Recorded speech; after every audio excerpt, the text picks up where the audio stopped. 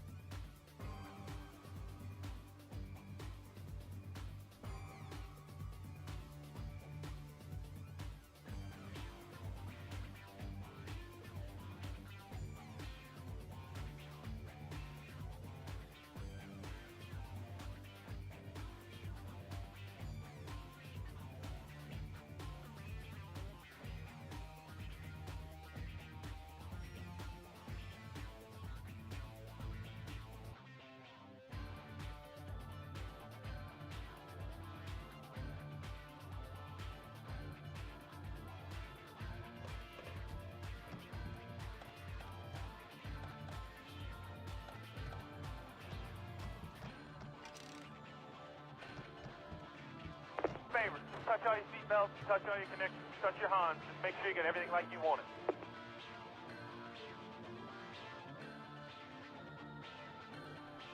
Well, good morning, Sigma race fans. We come at you live here today from Pocono for the regular season finale of the Sigma Cup Series. And it's going to be a little different going forward. Obviously, today marks the end of the regular season. Double points will be marked for the rest of the championship going forward. The final 14 races yet to be run. We won't be back in the race field until September for the Sigma Cup Series, so there is another pretty small break between obviously the July summer break that we had. Now we're going to have a bit of an end of summer break for this Cup Series, but that doesn't mean we're going to be short on racing action, as Bridge to Cup will take their center stage here for the end of summer. Trucks will be lighting them up as well before we get back to the final stretch of this Cup Series. But today, this morning, it's no longer a nighttime. I got to get my head right here. We're racing at Pocono for the last race, regular season standard points payout. And next race that we bring up, we're going to have a new ticker. The old ticker out with the old, in with the new. Steel Fire Project overlays, they're going to be part of our new broadcast appeal. And the cool thing is everyone's number is going to be featured on the ticker up above. So get ready for some of that new stuff to be rolling in for broadcast appeal. It's going to be so awesome. Thanks to that group for putting together their project on that, because it's been a big boost to the NASCAR Racing 2003 community. But to no further avail, let's get rolling through the starting lineup here today. Yet another pole. Taden Berggren had 15 poles rolling into today. He has 16 now. Starting right there alongside of him is Sebastian Galloway Jr. Next row back, you have Tom Cording and the last race winner of Preston Kundo from Ricky Raceway. Michigan actually was the other race that we just ran. But yes, there you go. Those are your top four, followed by Lynn Farrell and this number 5 of Campbell Marsh. Monty Shangle and Lucas Holmes, Ewan Wood Army and Jacob Shangle. Jimmy Logano and Cannon Gage, followed by Brian DeBlanc and Al Bunch. Bunch is the defending winner of this race, I do believe. Luis Rodriguez and James Fireball Robert, a pair of teammates there. Trevor Vaden and Tasha Wright. Then you have Craig the Void and Shy Turtle, followed by the 41 of Cooper Dwight and the 53 of Santi Messi. Ryan White in his third start now for the number 64 Genesis, alongside Chaz Chadwick. Tyler Aspinall and Finley Herwig, Bradley Ream and John Hagan, Wyatt Wilkinson and Chris Harvey. And then you have Braden Varga and Alex Crowler. This field is stacked as we continue to roll through the lineup here. 46 cars here today making the trek around Pocono. No joke, it is going to be a loaded field here. As you can see, Kellen Relic Brandon Butler the second, and the last 2 cars rounding out the field here.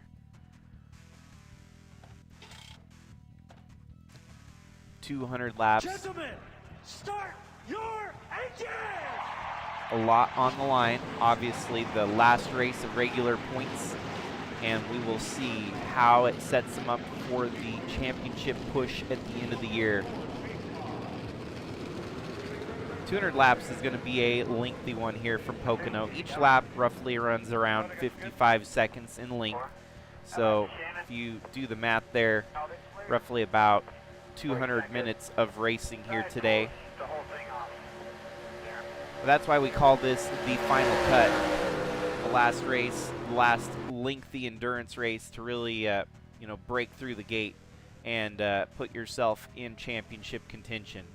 So here we go. 200 laps here today from Pocono, and it's going to get good.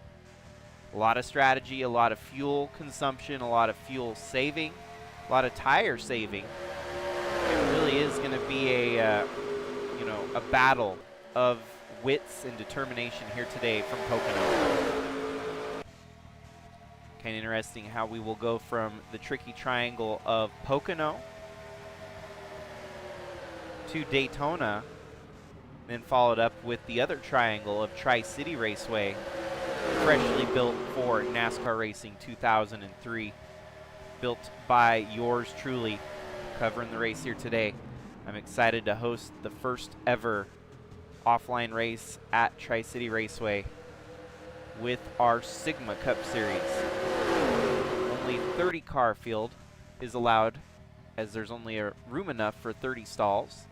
And we will have our first ever winner from Tri-City Raceway crowned. Gonna be a little different. Obviously, we'll have some heat races to help set the lineup. We'll have the top 24 in points locked down, and then we will have a pair of heats with the top 3 from each heat moving on. Maybe some to be determined. We might figure out if there's a way we can do like a fan vote or something. But already out of the gate, the 30 of Tom Cording looking to take the lead away from Taden Bergeron from pole position here today. Taden with the fastest lap, lap 2 of 200. And so right now, I'm just going to play into it. If, obviously the off chance that we have a game crash right out of the gate here, this is kind of the temporary waiting period. We don't know if this is the official start, and we may or may not have a game crash within the first 15 minutes. Usually if the game makes it past that 15-minute mark, we're pretty good. So I guess we can make this kind of the Geico 15 minutes of, biting your nails, chomping on your fingers until we get to that 15-minute mark. But that, I guess the only way I can make it feel more official is if we play into it a little bit more. And obviously my computer was having some gremlins getting started here. So, no, you haven't won yet. You're in the race, though. Could win if you survive 200 laps here at Pocono. Tomorrow is the Bridge to Cup season, the full Cinda Cup season opener, first race of the chase for our Bridge to Cup stars, and it'll be in Idaho at Meridian Speedway.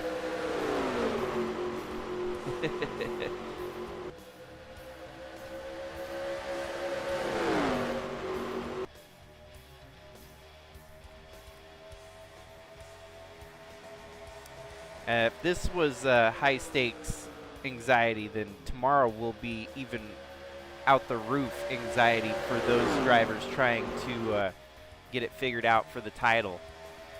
Some big names in the field here today, also going to be involved in that championship push. I'm impressed here. Tom Cording to the lead. Taden Bergeron falls back to 5th. No, tomorrow is only race 1 of 6, so you're going to be rolling in as the points leader. Can engage in the chat right there. He's going to be number 1 in the points, rolling into the full Cinda Cup chase.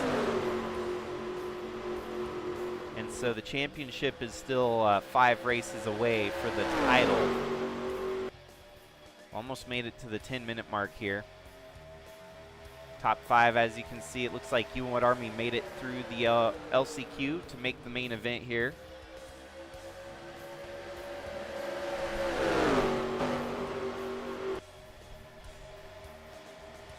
Seventh place right now belongs to Brian DeBlanc, Preston Kundo behind him, Trevor Vaden and Lucas Holmes. Your top 10 rounded out there with the 41 of Cooper Dwight.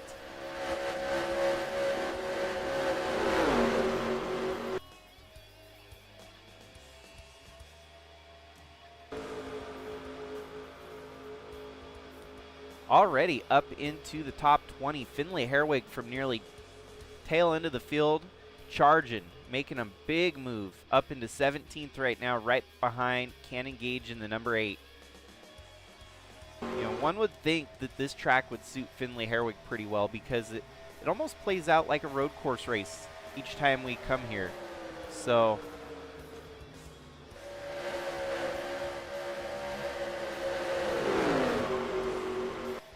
in a way, this track tends to play out like a road course, and Finley Herwig is a road course ringer. So already proven that he's got some muscle here early on, making the move for 15th on the inside of Sebastian Galloway Jr.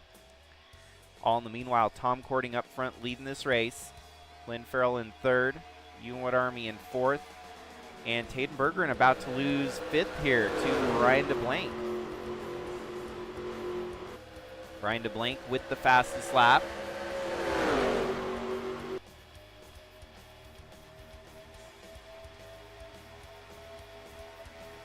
Yeah, we do have a couple road course ringers pointed out there by Sebastian Galloway Jr. His background definitely brought up through the road course ranks, and having a little bit of a rough start here so far in the number 54 machine.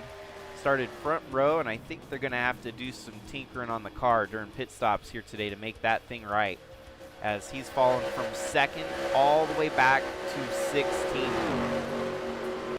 That's where it'd be awesome if in NR2003 we could have some more telemetry to give little bits of updates here and there for like comers and goers. It'd definitely be where you would show a graphic showing the drop from 2nd to 16th for Sebastian Galloway Jr.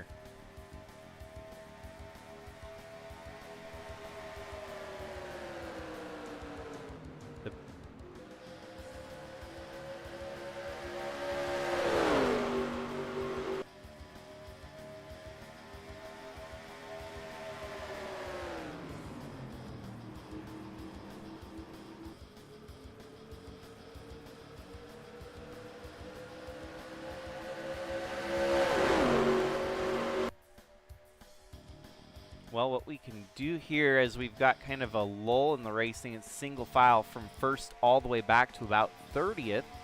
Let's look at the fuel window. 40 laps here at Pocono. And you're qualifying, yeah, let's see where Finley did start. Finley qualified 26, so mid-pack. But from 26th, he's already climbed up into the top 15. So plus 11 for him and minus 15 for Sebastian. Tough start to the day for a few folks here.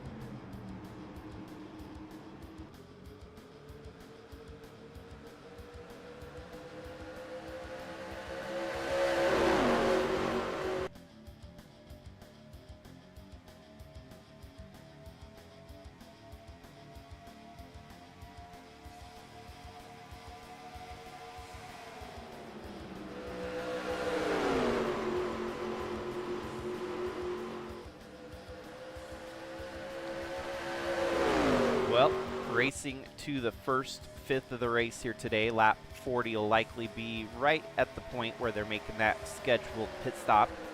Might have a caution before then, and we'll see. But typically Pocono, they're pretty good at right to the line, so we're probably going to be about lap 38 seeing the pit stops. Some folks do take the undercut, and that's where Pocono gets very, very tricky because it is a 40-lap window.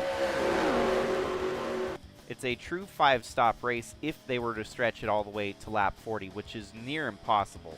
You'd be running on fumes by the time you got to lap 40, so change it up a little bit. If you're on the 38 schedule, your last pit stop will be with 10 laps to go. If you can somehow muster 39 laps on a run here, you'll be stretching it to lap 195 with a 5-lap run at the end. And that's only, you know, if there's no cautions, if this thing stays caution-free, which in its history, we've never had a caution-free event at Pocono. There's always at least one wreck. There's always a stop in the action. So if we were to have no cautions, that would be rare, very rare, and very unlikely. But we could still see something of that case. Some folks could maybe break it down here on the first round and go early on lap 20 even. So we'll see.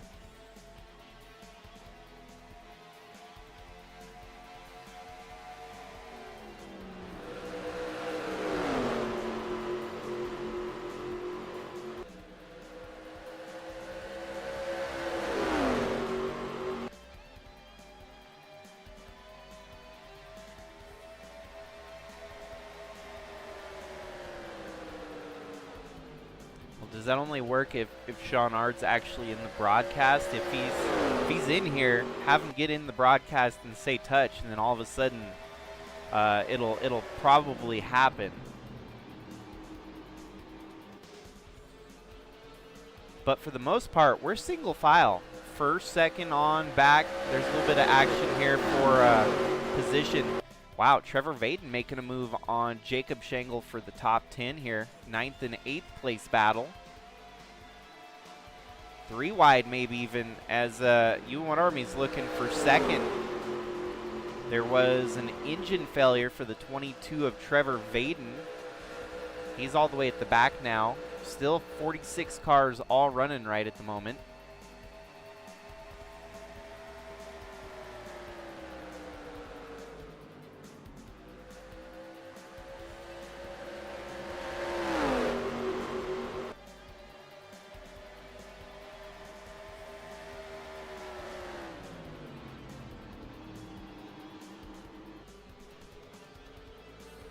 Brian DeBlank still with the fastest lap here today.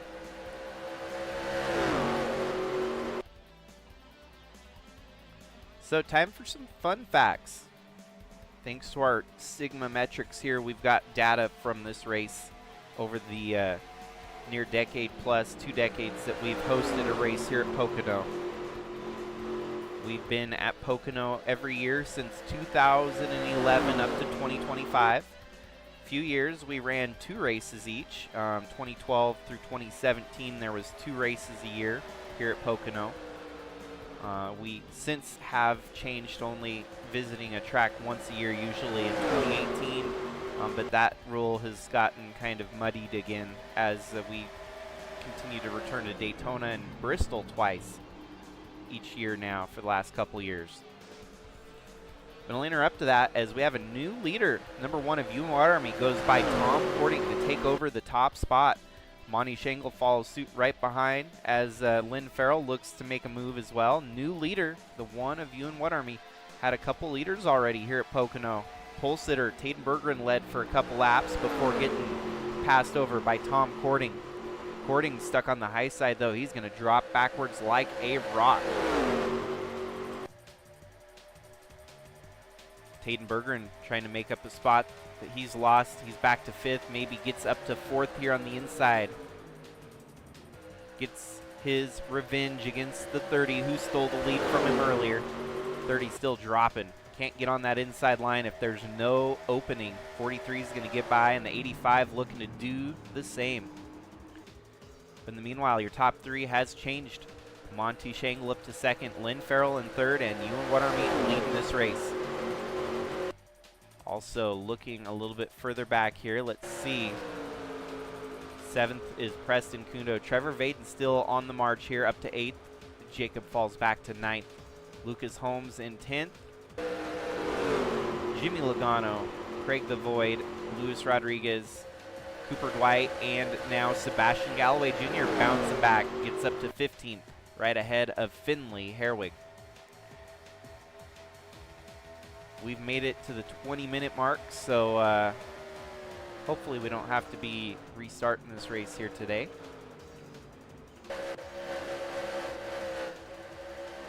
Man, Al Bunch, 32nd, tough start here for him. You know, some of these folks, they've been trying to figure out research and development, but still can't get up out of the back half of the field. It's kind of crazy. We've got the best of the best, and then kind of the rest of the field stuck in the background, trying to make up for lost speed. Okay, so going back to our stats by Sigma metrics here today. Back in 2011, the first time we came here to Pocono, Greg Biffle won the race, starting from 30th place. Next year, we had a doubleheader, start of the year and the end of the year with Pocono. Liz Shangle ended up winning it from 35th. Chad Little won the second race, starting from 15th. 2013, we saw Danica Patrick in one of her few wins in the Sigma Cup Series, taking it from second position to win Pocono. Jacob Roloff in 2013 won from pole. Then you had Liz Shangle taking her second win here at Pocono. Crazy enough, like we had at Michigan last week, Jacob had figured it out, winning races at Michigan. His career stats are very amazing there. Even though Taden Bergeron beat him right at the line last race at Michigan, Jake was trying to go for that next win on the tally. Liz has 3 total here, believe it or not. She came back.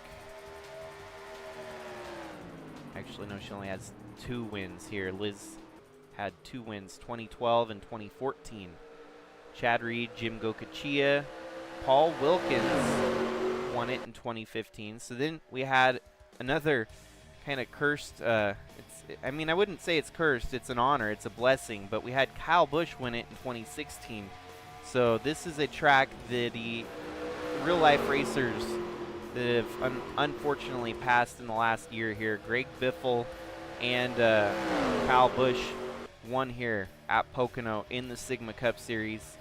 Kind of neat, kind of an honoring tribute there. Ross Kenseth won it that year as well, the second race in 2016.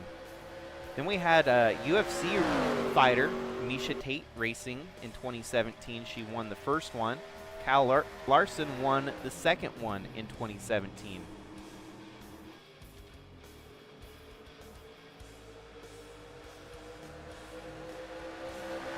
So then we move on to the one race annual event where we only hosted it once a year. 2018 marked kind of a start for IndyCar dominance. Marco Andretti winning it in 2018, Alexander Rossi winning it in 2019. Aaron Rapp in 2020, Alexander Rossi in 2021. Aaron Rapp did it again in 2022. Then 2023 it was Ant Meeperson. 2024 it was Al Bunch. I was mistaken. I thought he was the defending winner here. He's 2 years removed from 2024. Dalton Scott is actually the defending winner of this race. Dalton and Danica Patrick did something where they both started from second to win the race here. Al Bunch and Jacob Roloff both did something special by winning it from the pole. So it can be done. Winning from the pole here is very doable. And obviously, Taden Bergeron started pole here today. And we know that he's been racking up those pole to win he's been converting them from pole to win all season long. So could we see another pole setter win the race here today in Pocono.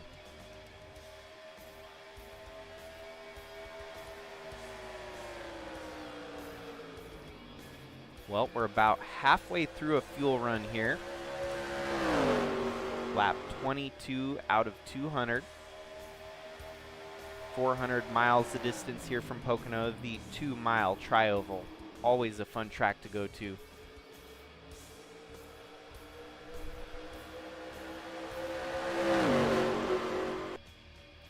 Now we got a breakaway here, your top 5. You can see 6th on back in the picture there. A second group kind of destabilized.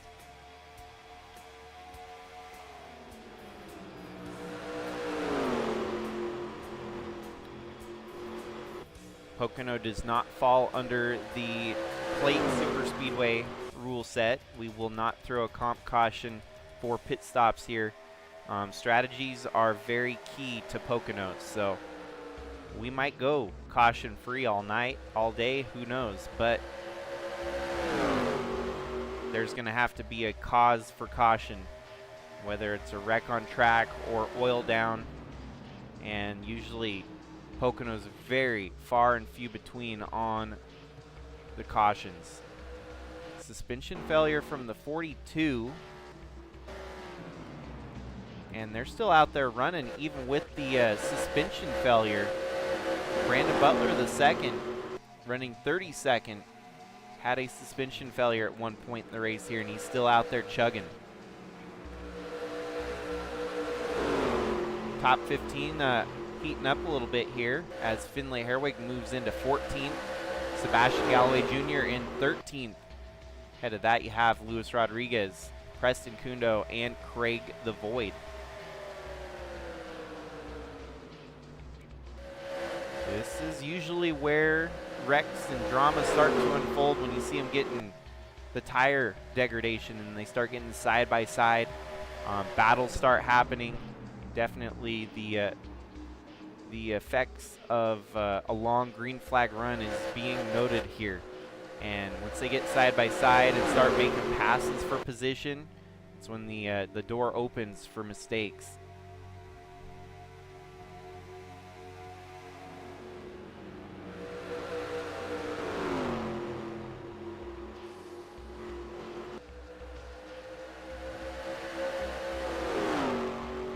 So tomorrow with the Bridge to Cup race, you will get to see the new ticker in all of its glory tomorrow morning. It's going to be awesome. I got all the Bridge to Cup numbers loaded up, which if I have time today, hopefully I can maybe go into our Discord channel and fix all the emojis so that everyone's got their more current, most fresh number emoji, because I've been able to redo all individual number emojis for Bridge to Cup, and they will be hosted on that ticker for tomorrow's race. So hope it all plays out right. It's gonna look awesome. There's a lot of tweaks and modifications I made to it myself to help make it a little bit more Sigma-esque, and there might be some bugs. We might be kind of trial and error, might be kind of the guinea pigs testing it to see if there's any other bugs that pop up. I know that some folks have reported a few bugs here and there, as it's kind of an individual, kind of a developer, indie developer, building this mod for the game on his own time. And for those that are into NASCAR Racing 2003, you might just look into it in general. Steel Horse Live, or Steel Fire Live, as it's definitely a game changer in the overlay market. You can run when you're racing in NASCAR Racing 2003 to have a ticker, a rolling ticker, while you're racing, which is pretty neat too. It's not something that's ever been done before, where you can actually see it while you're racing in the game. And you can do old school like ESPN, more modern, even as recent as CW and their ticker broadcast. And it keeps it live timing and scoring right to the dot as the race is going. It actually digs a little bit deeper in the telemetry than what the original game is capable of. Because typically you have to wait about a lap before the the timing and scoring catches up. Whatever he's done has actually made it or allowed it so you can keep up with live scoring as it's happening, as the passes are, you know, being made and whatnot. 5-car breakaway, 6th on back, definitely scrounging in the background there. Jacob Shangle in 6th, Brian DeBlank in 7th, Craig the Void, Preston Kundo, and Luis Rodriguez, your top 10. But how about this? 11th place, Trevor Vaden is defending a very hard-charging Finlay Herwig, who's now up to 12th. See if he's going to make the move here on the 17 as well. Good push here. The 55 gets up high. That's going to open the door for the 17. Here we go, 68 making the move on the 17. Probably the biggest battles we've had are right here in the top 15, top 20 area, as Finlay has been on the move since the start of the race. From 26th here today. Actually, I might be able to keep track of some of that stuff if I open up. And this is where I feel like if you know how to utilize AI, you can make it do some pretty cool things that are not like totally garbage.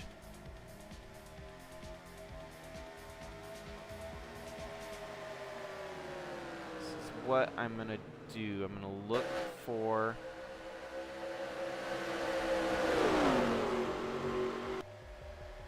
properties.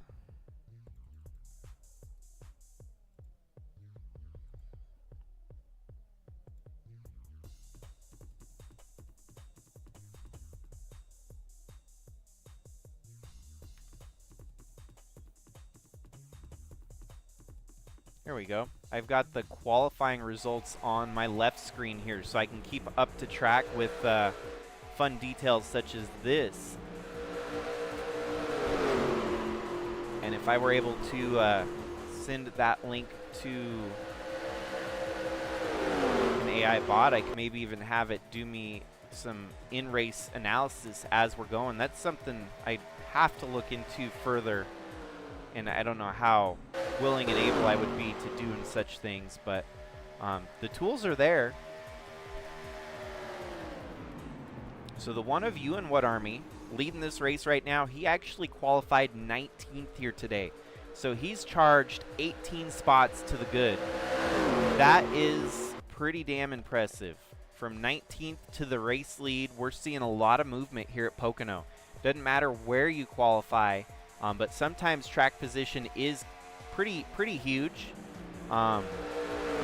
What we've learned from past races here is you can start just about anywhere in the field. Last few years has been kind of a telling sign that it depends more on starting up front. As you look at kind of the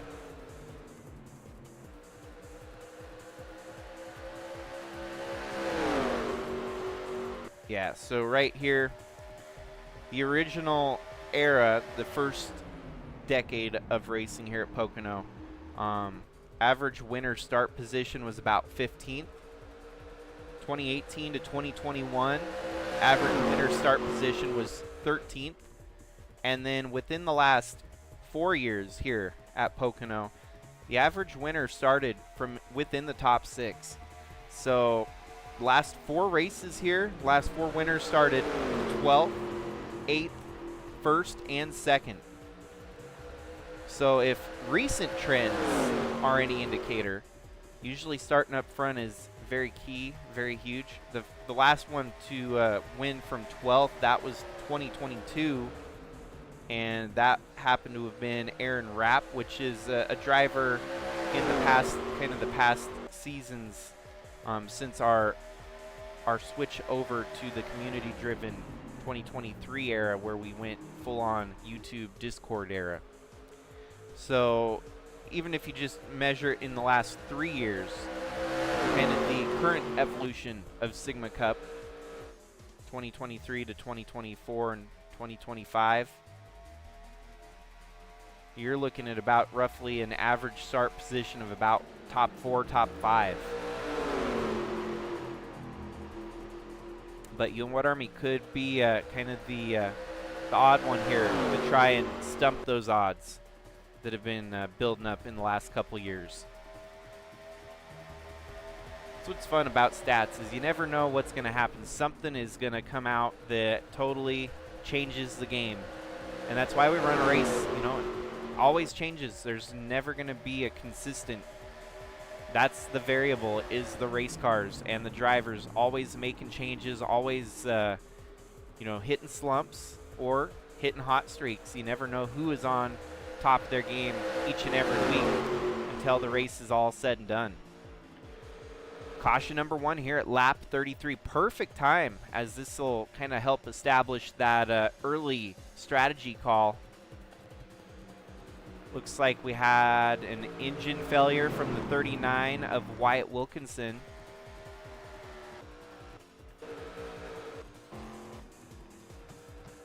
And trying to find Wyatt on track here. Yeah, he's on pit road, so he ended up blowing up right on the start-finish line there.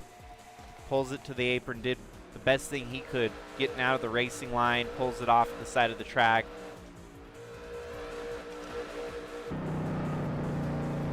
Tough break. Wyatt's been showing some promise the last couple weeks, and sadly brings out the first caution here today at Pocono.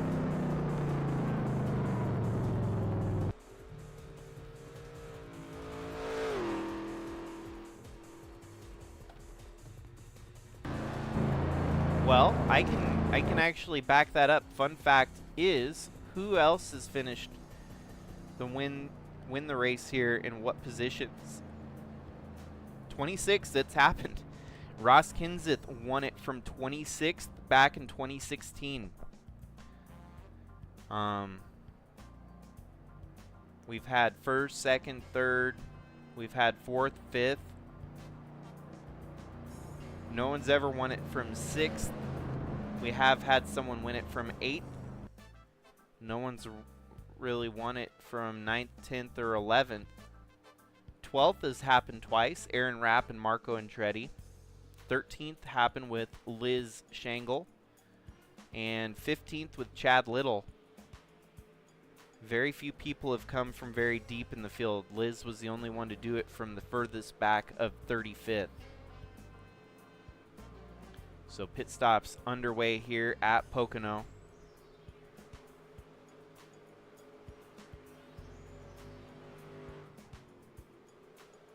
"46 cars pitting on pit road." It's pretty crazy having a full 46 stall racetrack such as Pocono.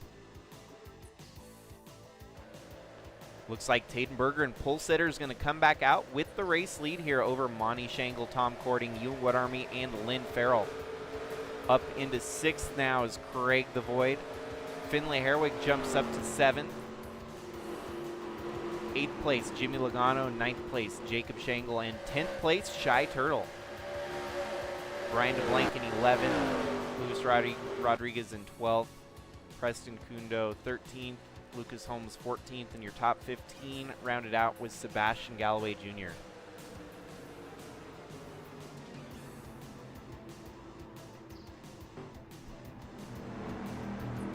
Uh-oh, 55. No, I think they're just getting lined out here. He's good.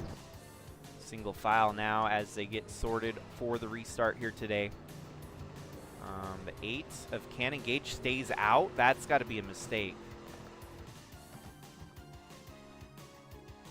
By golly, he's going to stay out. I don't know if this is strategy. Stay out and try to get just another lap under the tank. Yeah, interesting. He's going to pit this time and basically relinquish all track position that he would have had. I don't think he's going to reach the pit stop. He might be able to lead this lap if his pit stall is on the south side of the start-finish line, but it is not. Strategy. You know, you never know. That could be that's obviously 2 miles extra fuel that could stretch you 2 miles longer here at Pocono. So everyone else pitted at lap 35. That means they would be racing to, if things stay green all the way to the finish now, lap 175 being their last pit stop. And Cannon Gage would be racing to lap 180. So he could gain 5 laps on this strategy alone. And making a last lap pit stop with 5 to go could be different. Could be a big difference. But now he's going to be restarting in 45th, back with the Squirrels.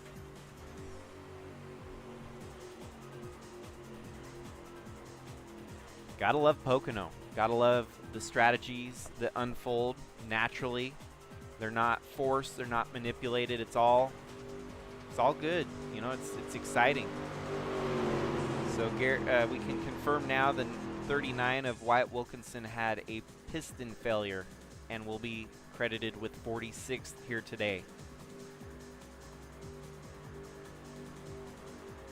46 out of 46. I'm hoping we can get as many tracks to host 46 cars going forward next year. We do have 20 tracks locked in.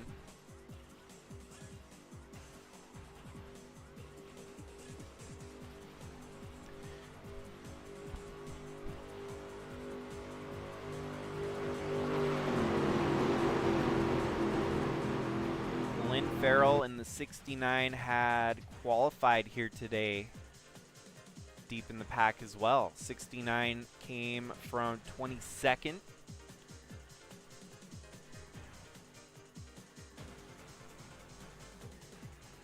Craig the Void came from 27th. And of course, Finlay Herwig, we've already highlighted, came from 24th here so far. 28 of Jimmy Logano started 16th, and he's now back into 8th.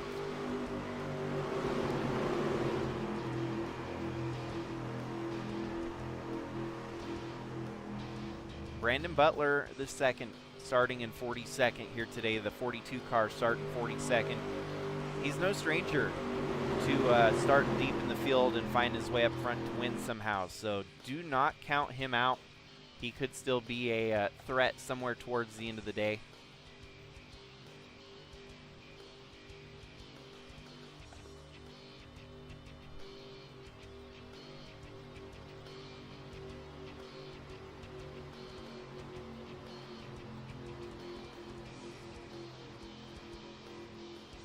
Doubled up for the restart. It's going to be interesting to see what Tayden can do, holding off the 30 of Tom Cording again.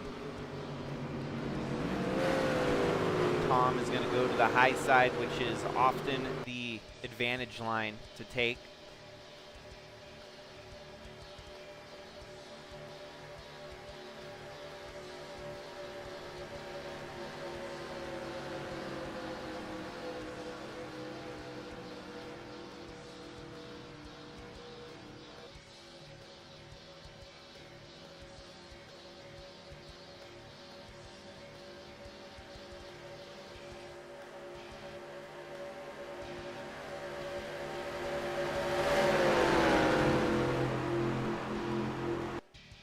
Here we go, getting ready for the restart.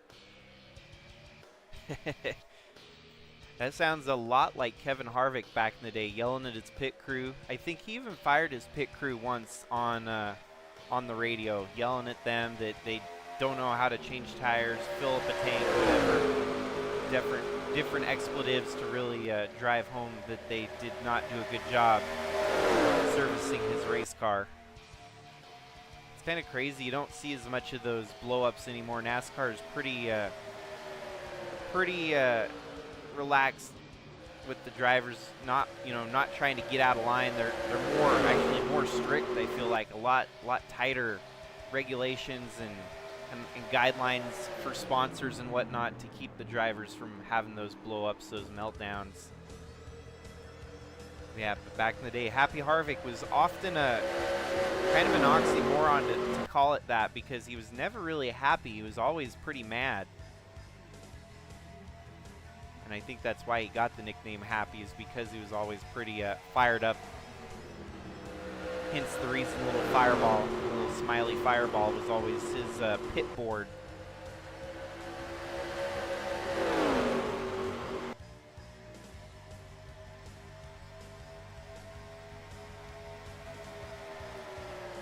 Tom Cording leads the way over Taden Bergeron and Ewan Wood Army. Tom qualified third here today, so from third to the race lead early on. Ewan Wood Army, Lynn Farrell, Jacob Shangle now up into the top 5, followed by Monty Shangle, Shy Turtle, and Finley Herwig. Your top 10 rounded out with the 85 of Brian DeBlanc, 77 of Preston Kundo.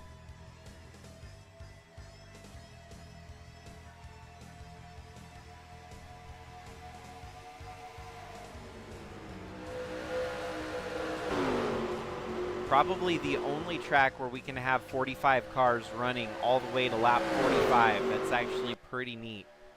And 45 cars on the lead lap too, which is really amazing. Here we go, battles for the lead. The 43 taken over from the 30. Here comes the 69 of Lynn Farrell. And oh wow, what about that? The 60 of Jacob Shangle now creeping into the picture as well. Monty's gonna dive deep here and make the move though. 60 gets stuck up high.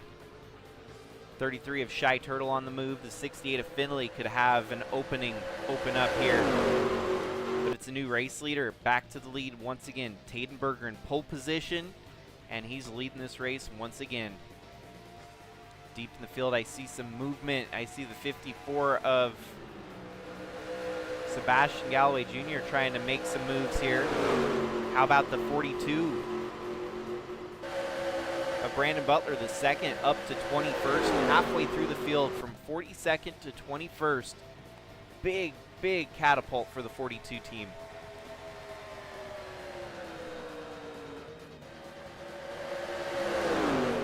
But still up front, the battle wages on here.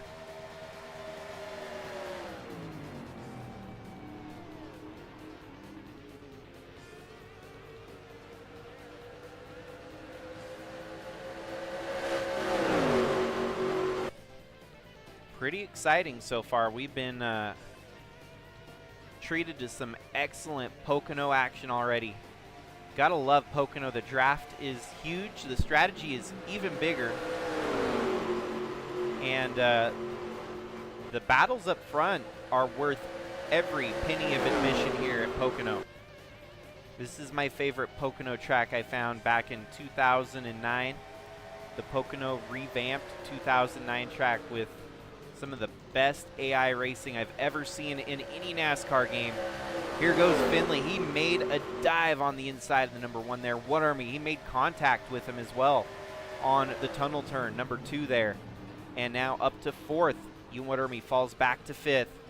Finley, man on a mission. Since the restart, he's gained about 5 spots here, and 4 or 5.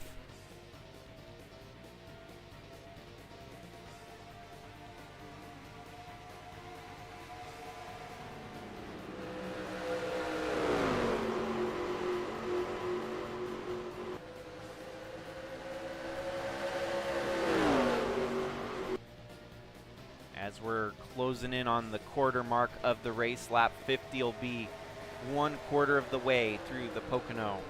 Final cut 200, final cut 400 miles. Monty looking to try and take the lead at the lead here from Taden Bergeron. Man, it's going to be awesome once I get the ticker sorted for the Cup Series. Good thing is that we're going to have a month before I get back into the Cup side of things, but we will have that same transition with the new ticker and the updated number blocks and stuff. It's going to be awesome having all 46 of these cars locked in for the ticker, and then the rest that are in the sprint qualifiers as well. There we go, Monty on the move, getting on the inside of Taden Bergeron for the race lead. And look at that, Finley Herwig also trying to make up for his hardships this season. A good run going up to 3rd.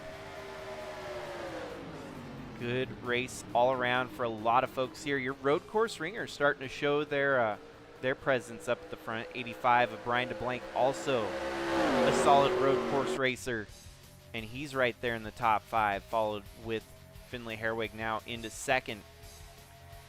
3 wide for second place here, waiting to happen. Wow, 3 wide. They're going to make it move, and the 43 gets stuck up high. Finley in the middle, the meat of the sandwich there. 85 gets in there as well.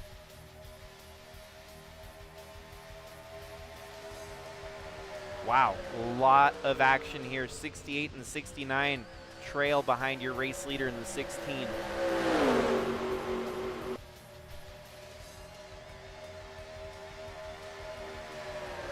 Lynn Farrell, amazingly enough, makes the big move here to get up to second, forcing it 3 wide with Finley Herwig and Taden Bergeron.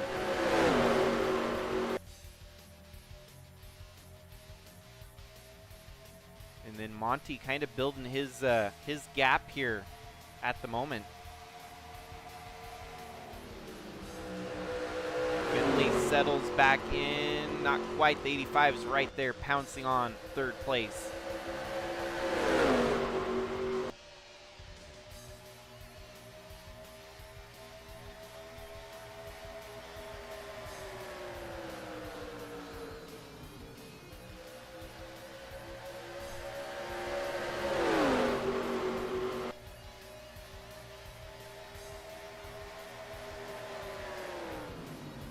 I'm going to step away from the computer for a moment, but you won't miss a thing as I'll try to keep up and kind of tab around here. If we get a caution, I'll hop back in, but I'll be kind of in the background here.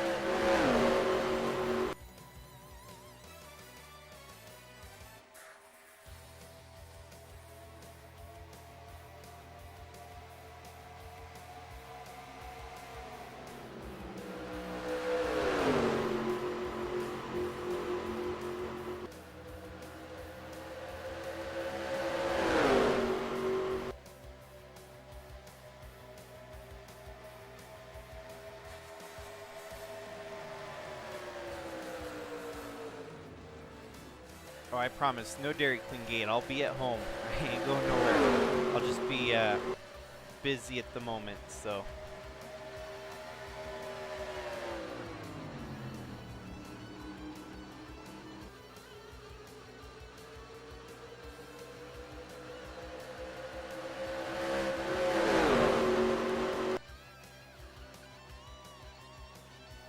I'm impressed with the amount of 2 and 3 wide action all the way through the field. We are witnessing some great side-by-side action here at Pocono today. A lot of folks proving that they can make the climb, while also some showing that they need to get it figured out during their pit stops to get the cars dialed in a little bit closer to race winning pace here today. 42 now, up to 16th. He is making a huge charge, even though he had a spring failure just a little bit ago. Has managed to somehow find his way up into the top 20, maybe even the top 15 here shortly.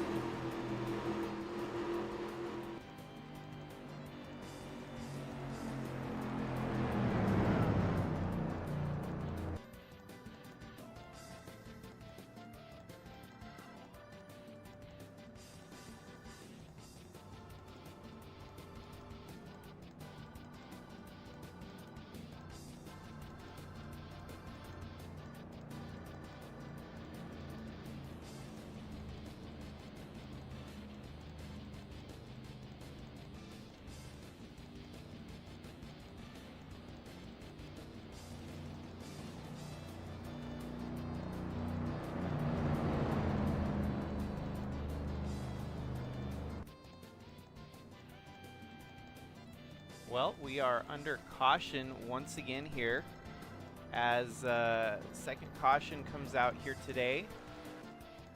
Pardon the baby noises in the background as we got to figure out what brought out the second caution here.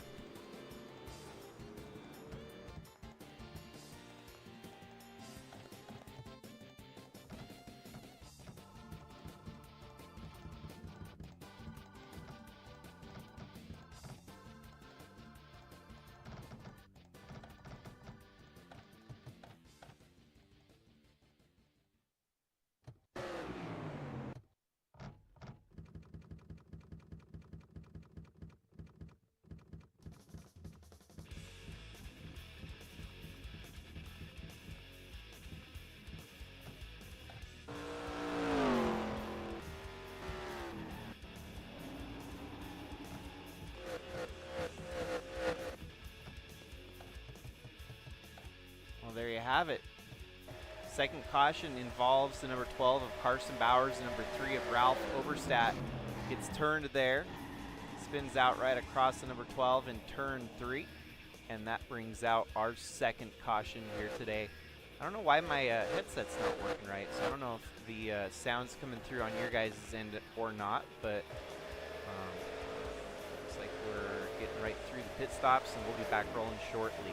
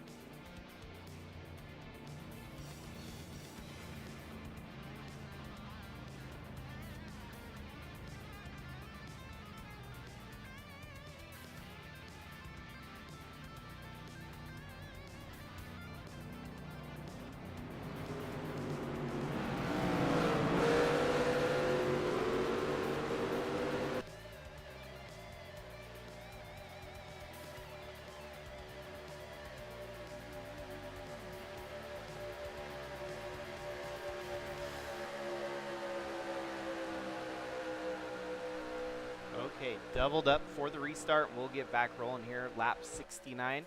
Kind of a good, decent spot for another caution here to help reset the fuel strategies and whatnot. So here we go. Lap 70 with 130 laps left to go. The fuel windows are going to start tightening up a little bit as we will be racing probably within about 30 laps to go. If it stays green, those last round of pit stops should be happening around then.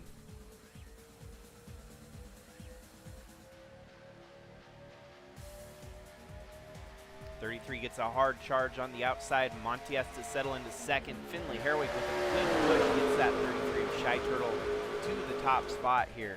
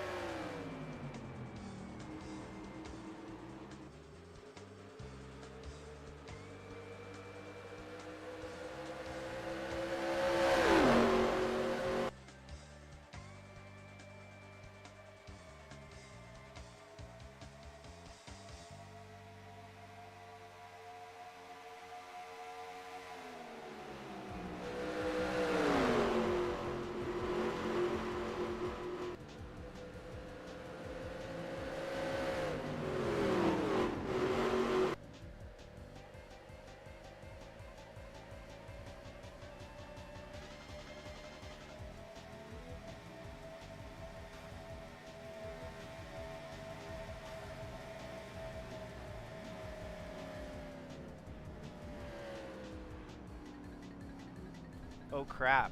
Well, I just got done and I'm back. I was about to step away to make a cup of coffee, but what in the world? From leading this race, dominantly holding the lead for so many laps, Monty Shangle has the brake failures happen here at Pocono. Throw caution for that one. Dead soldier on track. Monty was running second and had brake failures. This is not Dairy Queen Gate. I did step away to handle my fatherly obligations. And then all of a sudden, 16 brake failure on the backstretch here. And holy cow. Third yellow here today. A dominant force. Monty has had such bad luck breaks like this before, and it's crazy. You know, have a car capable of winning the race. He's had this happen his career over and over again. It's like a curse. The Schenkel curse. I think it is real because there's been many races that he's led that he should have won, and has a mechanical failure like that just comes out and nabs him. Thing is, it's not a guaranteed finish to this race because some of those mechanical failures can be fixed and brought back. But he falls a lap down here under caution for the third time. Now up to second, Brandon Butler the second, Santi Messi, Bradley Green, and Brian DeBlanc, your top five. Holy cow. So he's still on pit road. That means he is not retired yet. He's going to need the lucky dog and then some to get back into this race. So I'm going to step away now and make my coffee as we're under caution here, and I'll be back.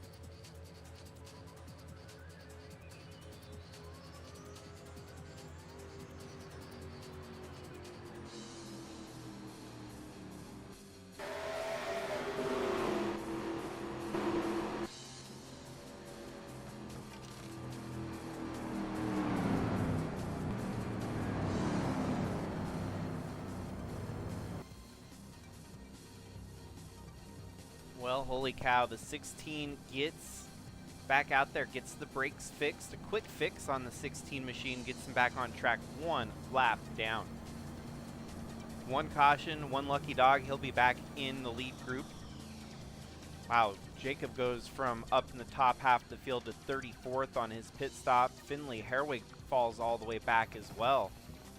What exactly happens on pit road here that causes them to lose so many spots? We have two tire takers, bunch of strategy here, it seems. I guarantee they took 4. 33 is going to be the big key here. Watch the 33 Cadillac, the red car, Canadian Tires entry. Takes right sides, takes left sides. Why is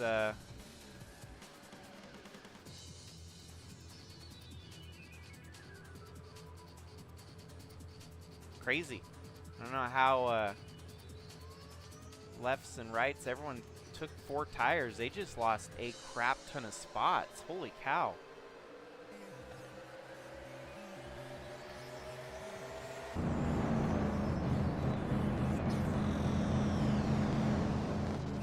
Yeah, lost about 10 spots on pit roads, so could have been worse. Definitely was not ideal. Still have 45 cars out there running right up to the short of the halfway point.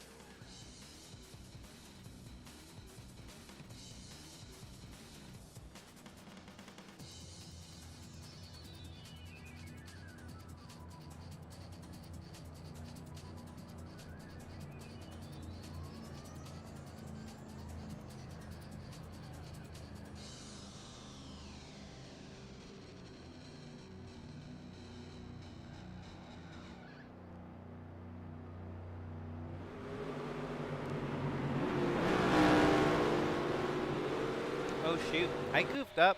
This race was only supposed to be 160 laps long, but we're going the extra distance here today at Pocono for 200. It was supposed to be a 400 mile. I forget, Pocono is actually 2.5 miles in distance.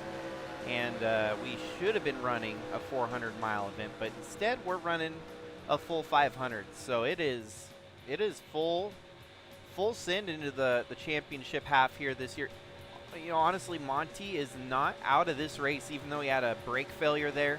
Falls a lap down. All he's going to need is a quick caution, get the wave around. We know he's got the speed. He's got the car capable of winning this race. All he's going to have to do is get back on the lead lap and try to find his way up there with the leaders once again.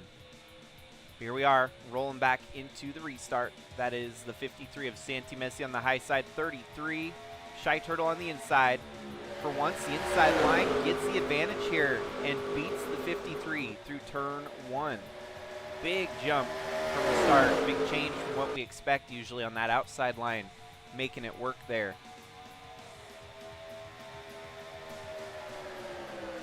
And 42 up to second. Wow, look at the 30 dive bombs in there. Might have been a little bit of contact with 85, Brian DeBlanc, but they keep it rolling in the right direction. Up to third, Bradley Ream winless this season, hoping to maybe get a win before double points kicks into overdrive. He sits decently in the points, not bad. Has a good run going into the championship end of the season. 109 laps remain here today. Shy Turtle, your race leader, but look at Brandon Butler the second. From 42nd up to second. Here he is looking for the race lead. We got Cars Carnage. Last lap on the initials, the restart here. Watch going into turn 1. There's Monty involved in the mix here. Oh, look at that. 3 wide, 4 wide, crashing into the outside. Monty makes it through. Holy cow. And we stay green, of course, too. A little bit of drama there to start the restart. Wow. Doesn't get any tighter than that.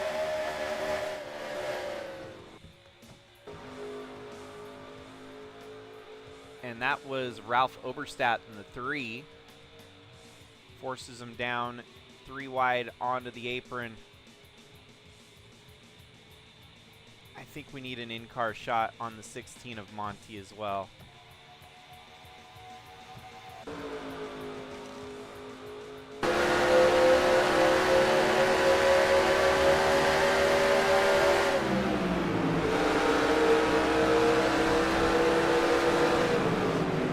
Wow.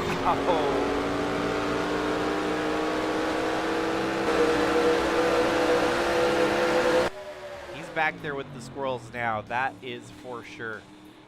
Might be a lap down, but he might be able to gain some spots here with the midpoint crazies.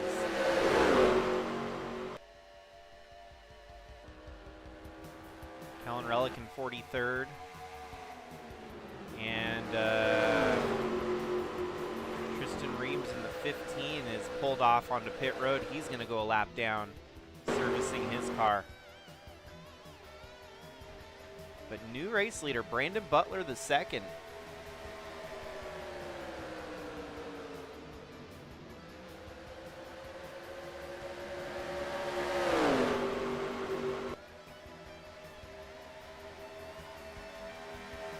It has been an exciting race already out of the gate, and I'm excited to close off the regular season with a big bang here today. We might see some surprise winners waiting in the wing. 33 there, Shy Turtle, kind of the unknown, the wild card factor here today. Not typical that we see him make very many starts. Santi Messi, also a wild card factor in the 53. Now we got Tom Cording showing up like we expected to see from him, and here he is with the top 10 run. Sebastian, they've been working on that car, getting it right, getting it dialed in. He has been able to stay within the top 20, but now he's up into the top 10, seeking more. Here he is closing in on the 85, your fastest car in the field so far today, the 85 Brian DeBlanc. Jimmy Logano and Tasha Wright, followed by Cooper Dwight, and your top 15 is rounded out with Finley Herwig and Luis Rodriguez. Ryan White having a solid top 20 at the moment,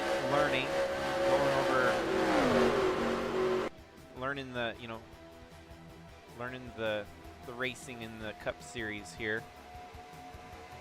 Showing the ropes. John Hagan with the top 5. But who could have guessed, from 42nd on the field to the lead, Brandon Butler is quite the spectacle to behold this year.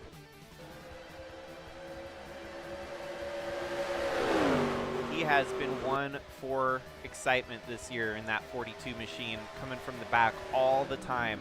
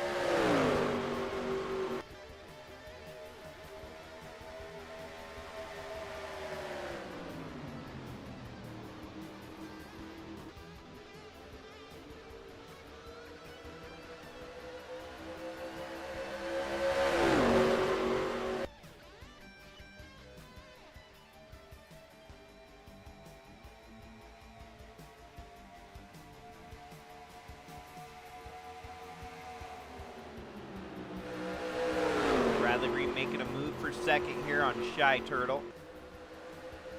Now tail into the field, Monty Shangle 2 laps down in 44th.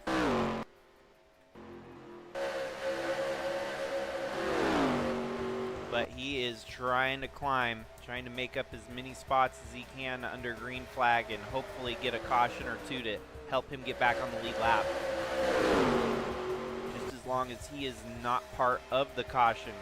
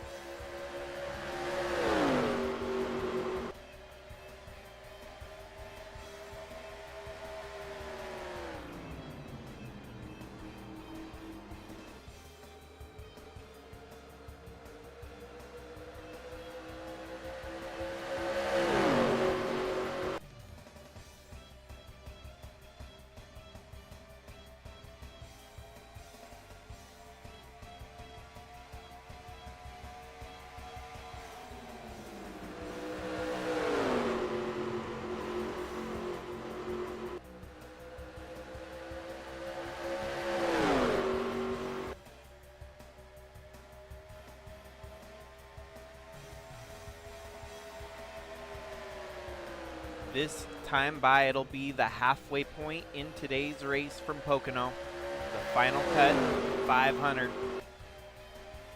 Going forward, we have Daytona, Tri-City Raceway, Darlington, Fontana, Riverside, Rockingham, South Boston, Richmond, Lucas Oil Raceway Park, or otherwise known as Indianapolis Raceway Park, Kyalami Road Course in Africa, South African Grand Prix.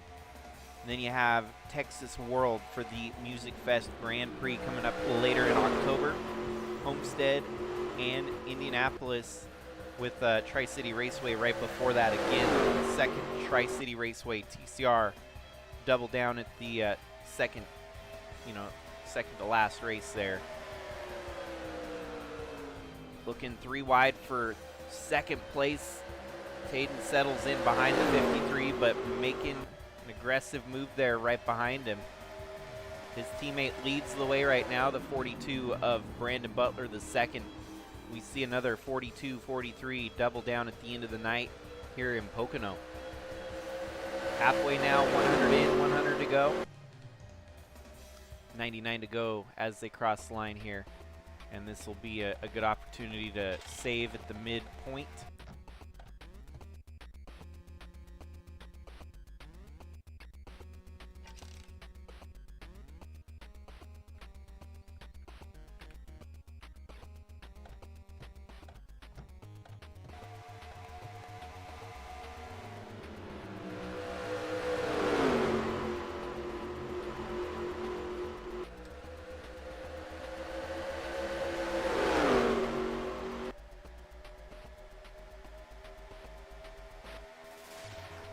Well, definitely a big shakeup since the brake failure for Monty Shangle took him out of the top contenders here. And what's even more brutal is the lack of attrition here. To have a brake failure and fall all the way back to 45th is a tough pill to swallow, especially since there's not enough attrition out here to actually give you spots back. That one wreck on the restart put Kellen Relic nearly at the tail end of the field here. If he goes a lap down, that might throw Monty a bit of a curveball, trying to get his laps back here today. So for Monty, he's going to need 2 cautions in almost nearly rapid succession to get back on the lead lap and try to make his way back through the field once again. What he could do, as crazy as it might sound, is actually charge through the entire field and get ahead of the leaders to get one of those laps back and then get the caution he needs. He still has about 34 cars ahead of him, as he's right here behind 34th place Al Bunch. So 34 cars separate him from getting one of those 2 laps back.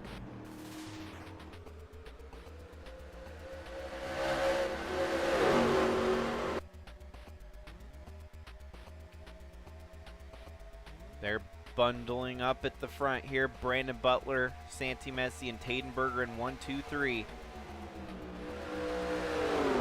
Chevy, Genesis, and Chevy.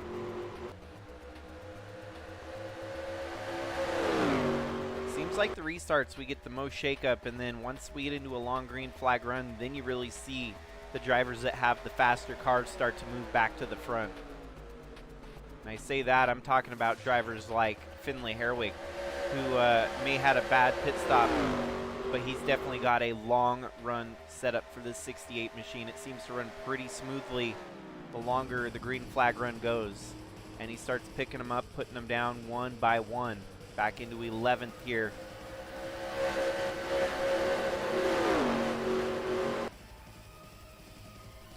And the further they remain single file, the better the draft is, the easier it'll be for him to make passes, since everyone is working together, coordinating with the draft. Look at that, the 88, John Hagan looking for 4th place on Bradley Ream. Braden Barger right behind them, as is previous race leader Shy Turtle. Tom Cording, Tasha Wright, it's a whole bunch of Cadillacs in the mix there.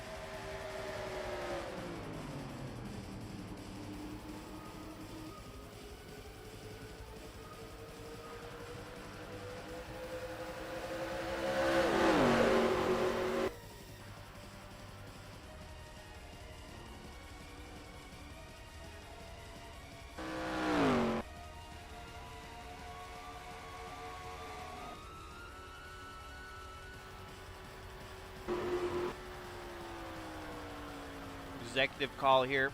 We're going to DQ number 15 for slow pace here. He's running 45th already, 2 laps down. He's about to go a 3rd lap. He ain't going to be competitive even if he gets the wave round. So, end of the day for Tristan Reams, tough break. He's just trying to soldier home for a decent finish here today and got tangled up in a wreck. So, we stay green. We still have 44 cars left running, 43 of which are still on the lead lap. Here at Pocono, past halfway, that is a stellar stat.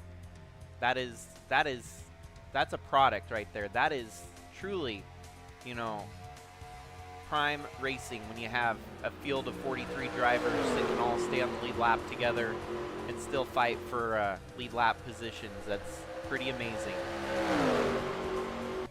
It helps that Pocono is 2.5 miles long and very unique in shape. But I think it also goes to show you just how impressive our field of Sigma Cup stars are. These are the best of the best when it comes to Sigma racing. And it's on full display here in 2026. Playing out like a good old-fashioned Pocono race should.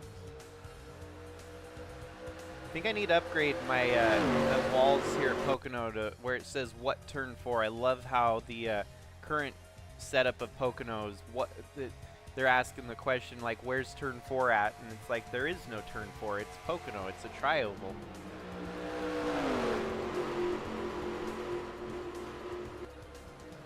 Taden gets shuffled high there, falls back to third. Comers and goers. You got the Jacob Shangle Racing 53 Genesis there of Santi Messi moving into the picture now, trying to look for the race lead. Jacob Shangle Racing has a couple entries in the field there. The 88 as well is John Hagan Racing up in the top 5. And here's the big moves being made right here. The 30 gets stuck up high. Here comes the 68 of Finley. Here we go. As they are all out of sorts here, trying to shuffle and dive around.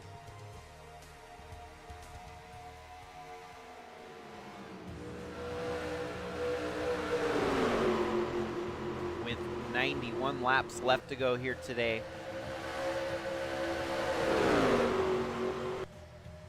The good news for Monty is there should be at least 2 more cautions before the end of this race, but getting the wave around and still charging back through the field is going to be tough. Tough task to accomplish. Really seems like his car is not far off the pace from where it was before he lost the brakes, as he's still hanging in there. Now up behind the 31st place driver, making some moves, gaining some spots.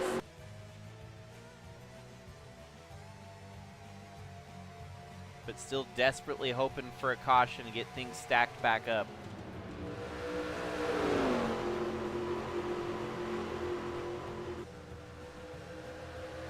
Good run from Taden here. Might be able to make the move on the backstretch with the 53. Settles in line behind him and follows for now.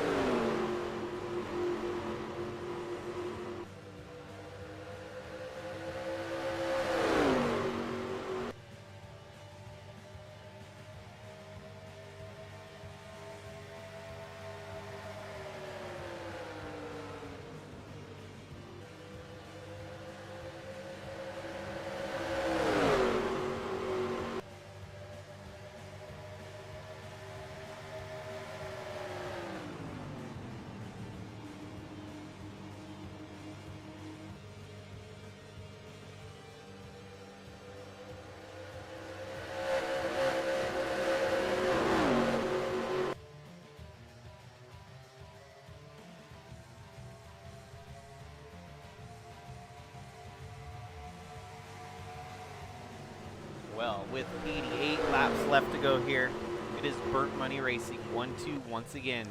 Taden Bergeron gets up to second. chasing down his teammate Brandon Butler II. In a season that's been dominated mostly by these two drivers in and out. It's been a fun season to follow along with these two and their big revival of success. They have not seen success like this ever for most parts. Tayden reached the Cup. He'd had some success there. Hadn't quite translated into Cup yet, but now he's showing why he deserves to be here. Brandon Butler hadn't won a race until this year, once he finally broke through and won in the Cup Series. So talk about a late bloomer, but still top dog in the field here this year. As they sit in the points, Brandon's fallen a little bit further back into fourth, but Tayden has been the points leader for nearly probably consecutive months at this point. The last 5 to 6 months leading this thing. Has not given up the points lead yet, as James Fireball Robert has tried to challenge him. And crazy enough, James Fireball Robert not really up there fighting for points today. Having kind of a not as satisfactory day as he was hoping he could to try and knock out some more points in that points lead. Currently running 20th in the field, while his opposition is up there leading the race, fighting for the lead with his teammate.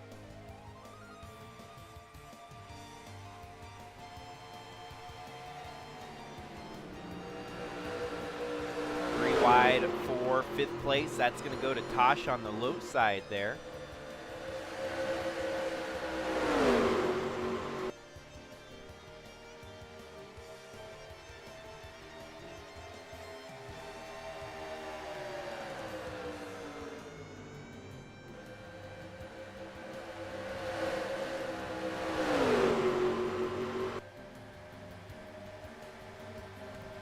So what's amazing is the unique statistics here at Pocono with race winners.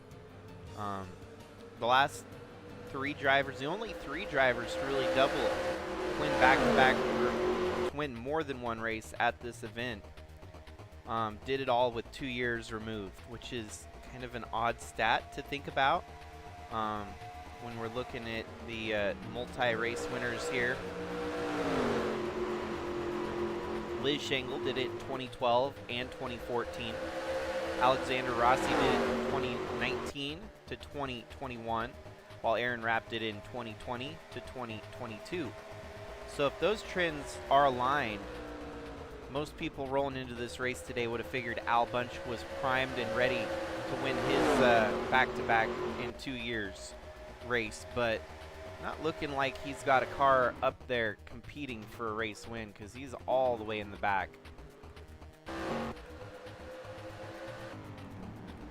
Still, strategy could unfold here to some degree, and who knows what could change. But as we approach 80 laps to go, basically 2/5 of the race left, and running out of time to get on the right strategy call here today, as we are really getting to the end of it. There's been 18 different winners in the 21 races hosted here at Pocono. Pocono is definitely one of the staples in Sigma Cup racing. And for that stat, you know, average winner start is typically in about 13th place, which if we're looking at that today would have been Chaz Chadwick starting in 13th, or 12th place, Santi Messi, who's up there fighting for the race win, if you're just looking at averages alone. Average DNFs, we typically have about 7 DNFs. So far we've had, and we consider a DQ as a DNF. We've only had 2 DNFs here so far today with the bottom 2 of the field. Typical caution rate is about 2.5 to 3, so 3 average caution laps run around the tracks, usually about 10. Average lead changes, typically about 33 lead changes in a Pocono race. The different leaders are usually about 12 different leaders in a race. 2 races have been won from pole position, so Tayden Berggren could make that 3 here today. and also a top 5 starting winner, has happened 9 times. Top 10 starting winner has happened 10 times. Winners from 20th or worse have come 4 times. There's never been a caution-free race, and yet again today here is we've had 3 so far, so that stat stays alive for another year.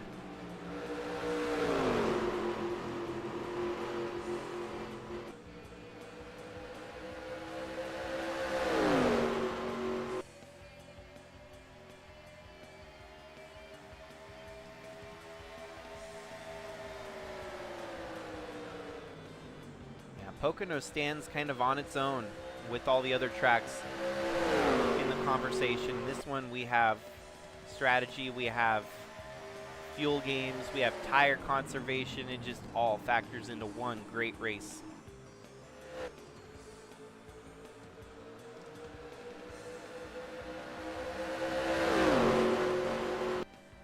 Biggest amount of DNFs we've had here was back in 2012, where we had 24 DNFs. 19 in 2013.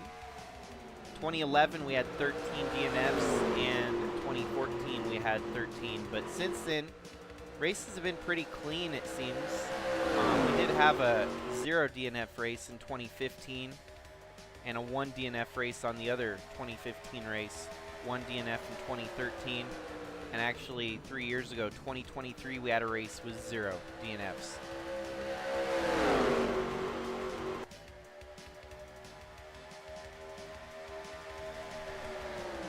Lead changes have become a little harder here, but we've seen today the lead changes pretty rapidly no matter what. Usually, if you get up there, you lead some laps, you hold it for a while. Brandon Butler was able to hold the lead for quite a while, and now the 43 is your new leader. Some takers down pit road here. And for Monty, still 2 laps down. Kellen Relic already 1 lap down. He's going to need that 87 to fall backwards here like a rock. He's only 1 second off the pace, so we're not going to DQ him quite so quickly.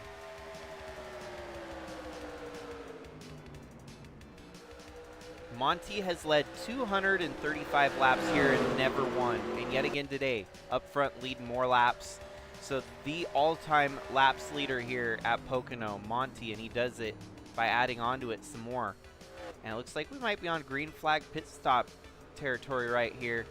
43, 42, the first to take their pit stops here at lap 121. The way this works out is almost a perfect 2-stopper at the end here. Oh, there's a little bit of contact on pit road entry.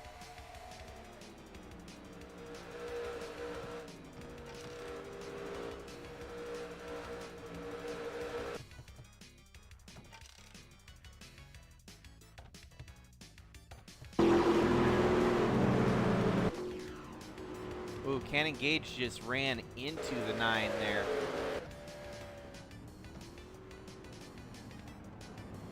And it is it's a madhouse on pit road with 44 cars, 44 stalls. Still active, still running. So yeah, for Monty to lead all those laps and never win here.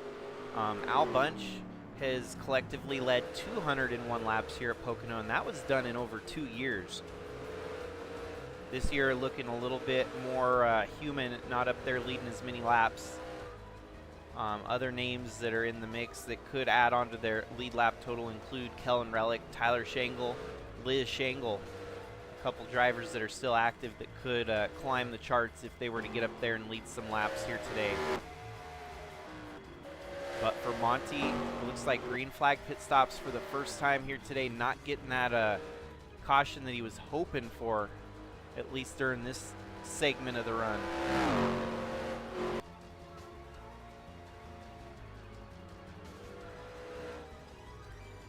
Yeah, Kellen Relic's had 15 starts here with 0 wins.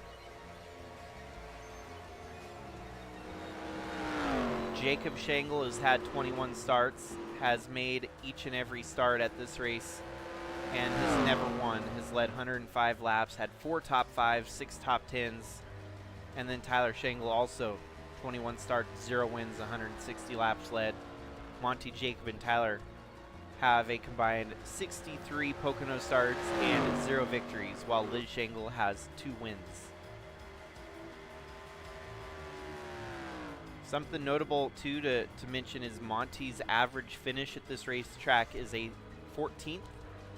That's in jeopardy of being jeopardized here with his brake failure, forced him to go a lap down, 2 laps down now. Most dominant win here would have been Al Bunch in 2024, where he led 133 of the 160 laps back then. Dalton did it last year, leading 83 laps, but not as much as Al Bunch did the year prior. So the drivers led the most laps, had won in 6 of 21 races here. That's not a great transition, but definitely notable, as it seems to be more than 20% of the racers have converted with leading most laps to win the race. But it's not always the case that the guy that leads the most laps wins the race either. Usually a late race caution will bring them up for a late race restart. Fuel mileage has been the factor here so many years.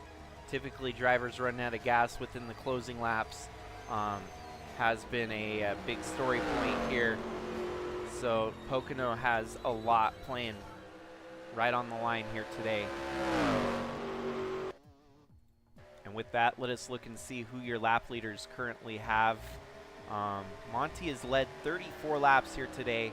Most laps led. Brandon Butler has led 25. Ewan Wood Army's led 22. Taden at 13. Shy Turtle at 13.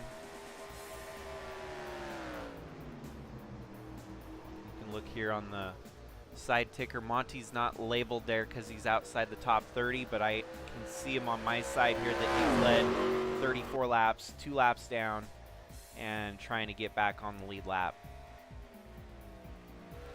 Pretty insane stats there at this track, and not yet to get a win. And it's for reasons like today where something just out of his control happens, knocking him out, knocking him down a peg, and here he is trying to bounce back, basically.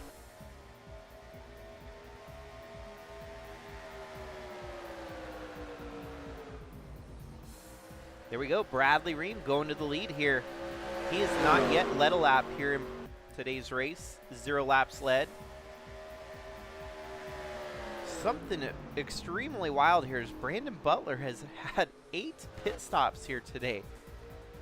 Well, and he had that early mechanical failure. They had to probably come down a little bit extra to get it fixed and figured out, but he's made 8 pit stops while the rest of the field has only made 4. So Brandon Butler, not only did they get that mechanical failure figured out, but they fixed it and made it better. I want to say it was a spring failure from earlier that he had. It wasn't as severe as Monty and his brake failure, but it just goes to show you that mechanical failure is not the end all for the day. You can get back into it right before the end of the night, into the race.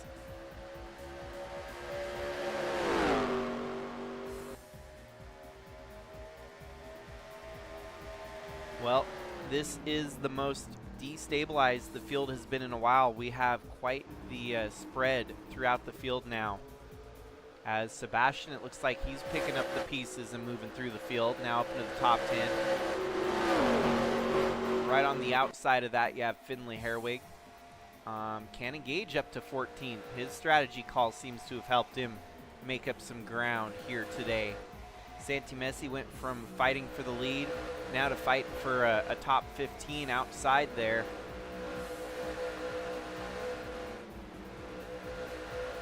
Monty still has 31 cars separating him from getting back on a lap down rather than 2 laps down. But you can't see the car out front that's leading because it's camouflaged. The 78 there, Bradley Ream, the real tree entry. The only driver in the top 10 right now without a win. amazingly enough. Pretty crazy when you have a guy that's should be in victory lane this year, has not been able to convert, and maybe finally has a little bit of luck going his way here today. The only driver in the top 10 without a win. Crazy. And then a little bit further back in 12th in the points, Luis Rodriguez is the next driver without a win. Chaz Chadwick in 13th could be the next guy looking for a win. Wyatt Wilkinson sits 14th in the points. Good rookie season for him.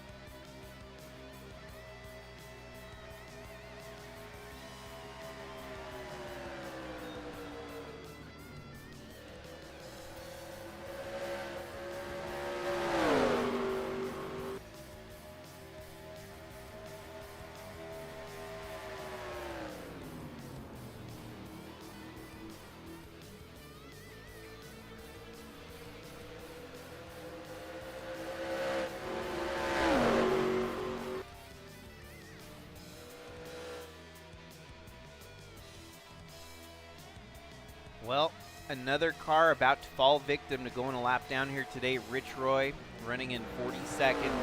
Still no mechanical failures, no reasons to throw caution. Monty is not getting a lucky break here today. He is hoping desperately for a caution and get some wave rounds handed his way.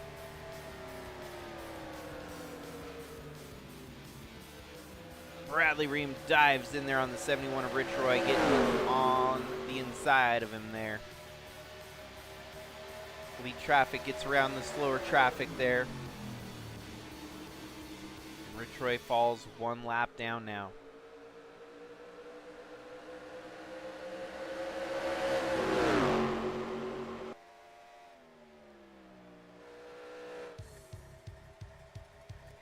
And look at that, Sebastian Galloway Jr. trying to be the top dog in the second group. He's up to 5th now, right behind Brian DeBlanc.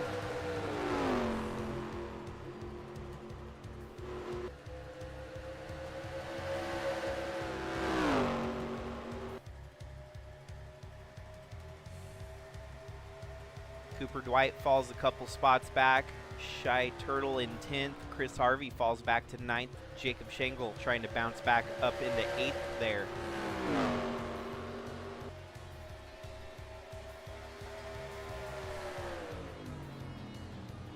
So what's Bradley Ream got for the rest of the field here today? He's had a solid car.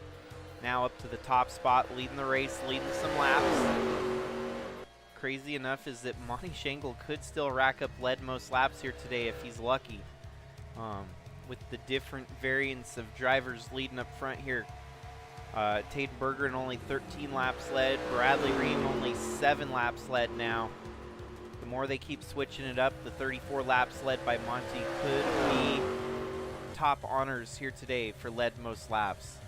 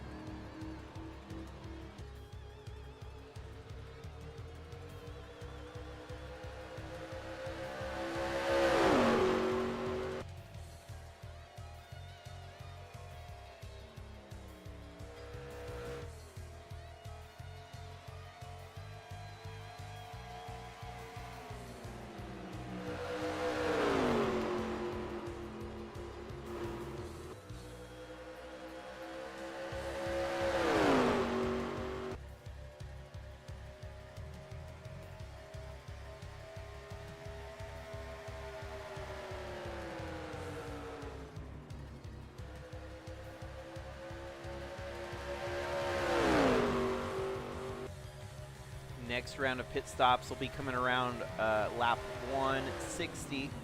Still a ways away from that, but I'm wondering if fuel mileage may become a factor here today. After they made that last pit stop at about lap 120 with 80 laps to go, it's going to be tight because it's a 40-lap window. So if they stretch it 39 and 39, it will be very close. Might be running on fumes by the end of this race if we don't see another caution.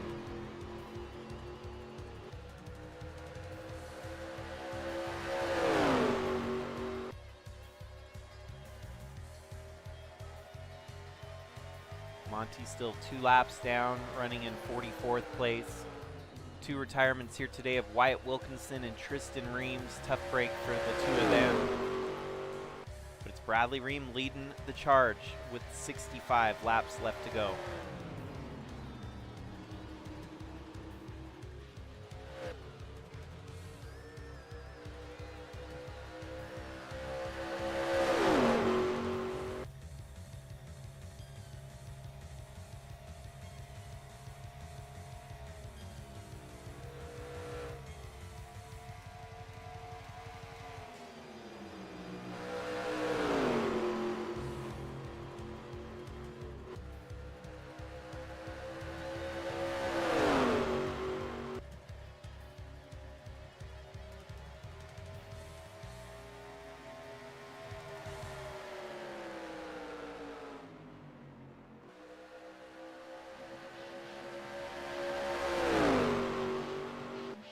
A little bit of lap traffic ahead to deal with. Burt Money Racing running 2-3.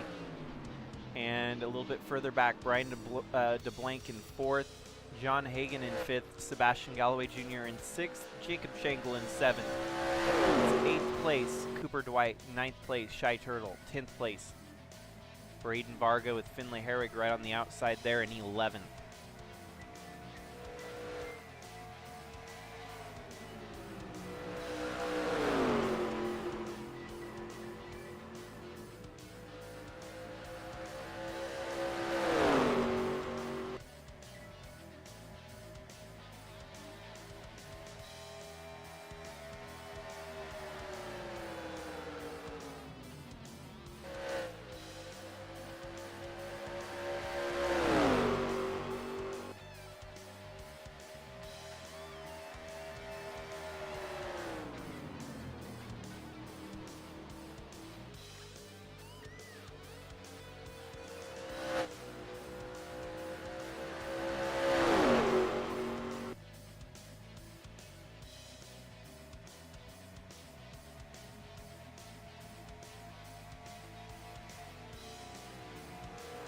That second group could potentially catch up to your lead trio here as you see that gap starting to slowly shrink as they try to reel in your leaders.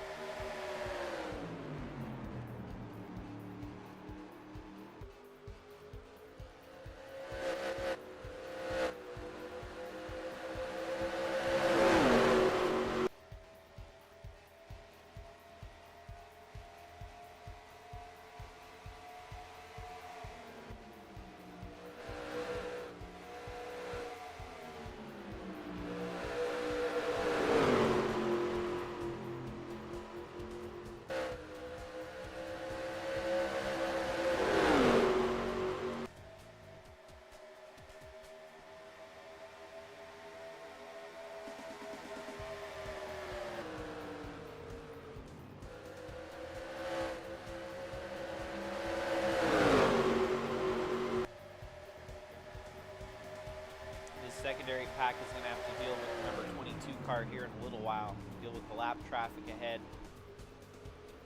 If we were to get a caution, we would do the wave around and get as many people back on the lead lap.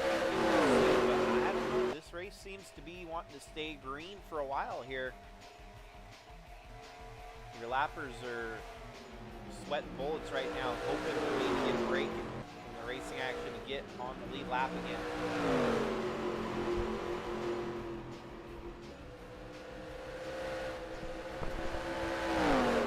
But the race dieties are keeping it clean and green right now. Who knows what will happen with the last 57 laps to go.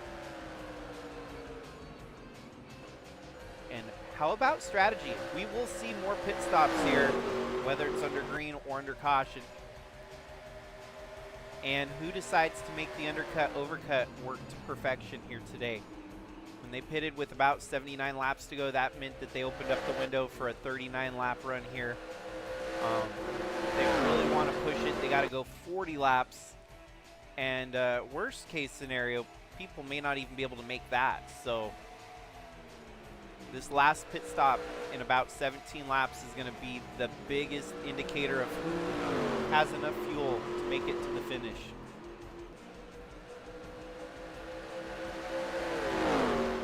There's the lap car that they're going to have to deal with here. Bradley Ream still up front leading. He has led 18 laps so far. Peyton Bergeron in second. Here goes Jacob and Sebastian for the lap car to put them behind.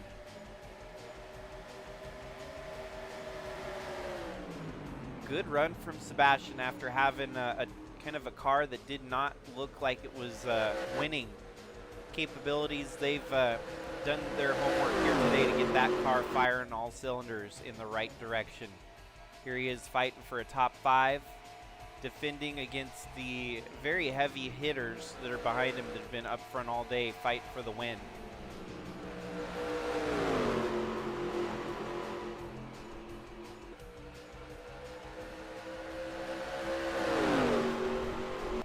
Still crazy, the fastest lap has not changed. It was set by Brian DeBlanc way earlier in the race.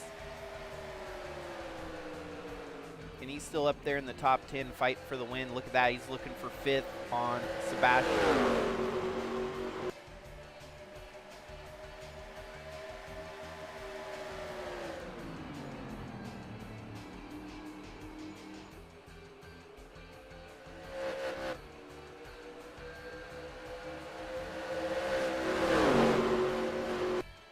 For the most part, kind of hoping this race stays caution-free, because a late race caution right now at this point would really make it a head-scratcher on strategy call. They would pit under caution and have to still pit with about 10 laps to go. At this moment, they can still kind of write their own adventure and navigate the perils through green flag traffic, green flag pit stops. 54 laps to go. We haven't seen a green flag run this long until now, and they are pushing it. Our third caution came at lap 80 when Monty had a brake failure. So we've almost gone 80 laps alone on this green flag run.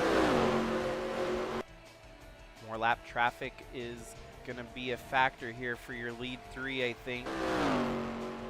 The 3 and the 29, but that'll still be a ways out. 53 laps left to go.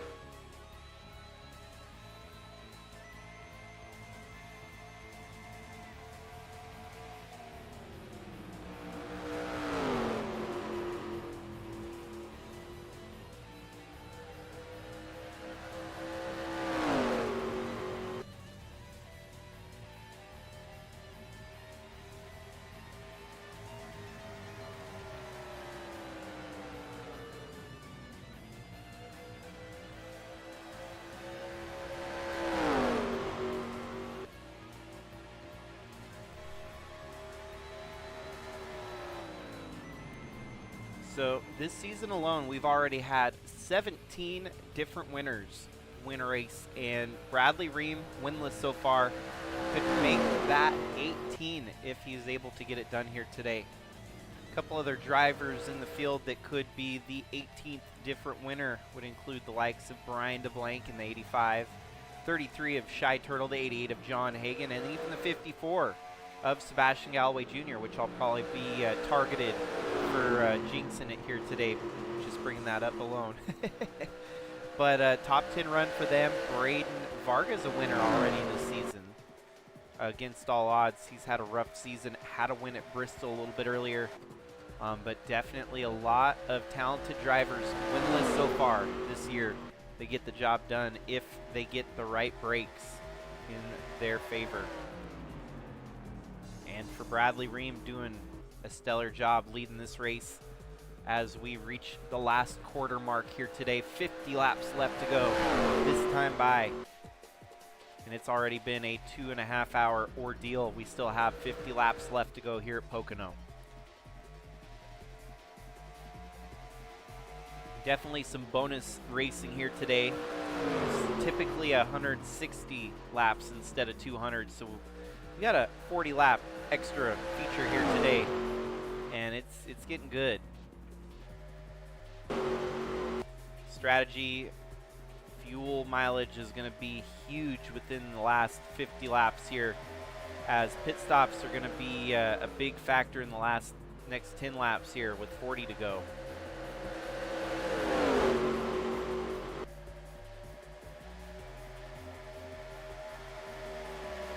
And then who might just throw caution to the wind and forget about, you know, strategy, just take the undercut supreme and try to hope for a caution. You know, there's some drivers that aren't willing to push it that tight. It's going to be tight pushing it as far as they need to make this a winning call. It's tough. It's very tough to wager what's the best strategy call here with 49 laps left.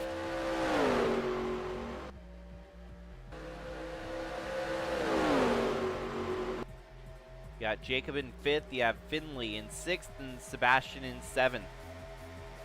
Followed by Shy Turtle, John Hagan, and Braden Varga. Cooper Dwight, Chris Harvey, Tasha Wright, Santi Messi, and Lynn Farrell, your top 15. Here comes Cannon Gage looking to get into the top 15 himself. Tyler Shangle as well right there behind him.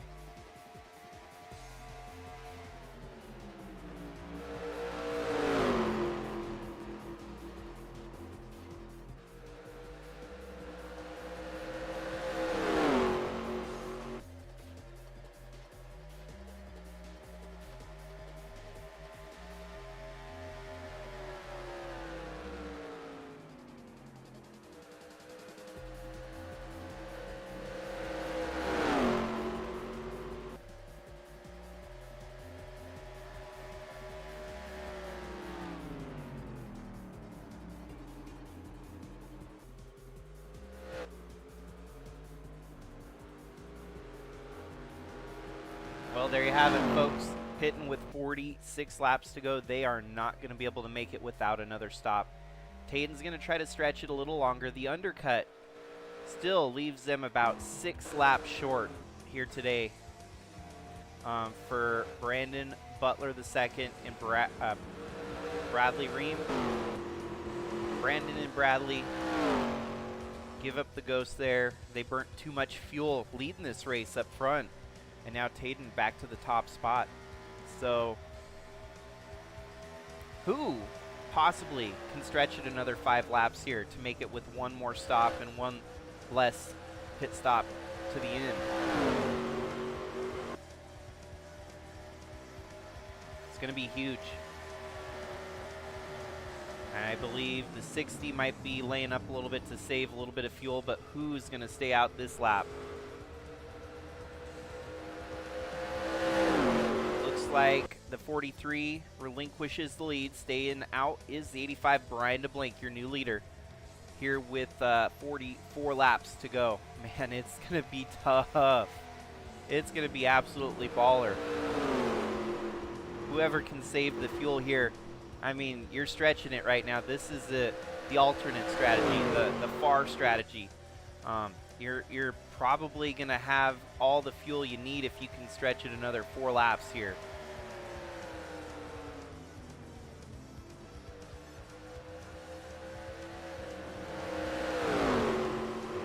Craziness, man, I tell you that.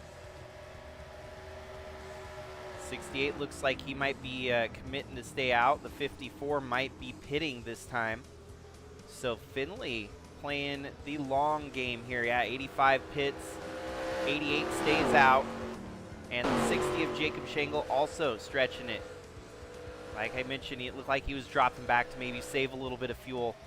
43 laps to go, but man, is it going to be worth it to spread yourself this thin right at the end of the day?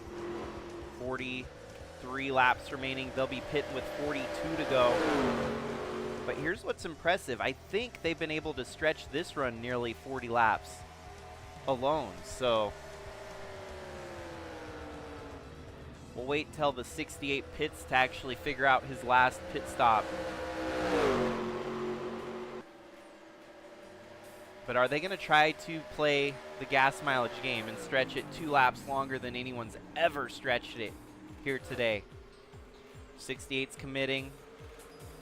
88's committing. 60, everyone else that had to stretch it here are now committing to pit road. So from lap 158 here, last time that Finley was on pit road was lap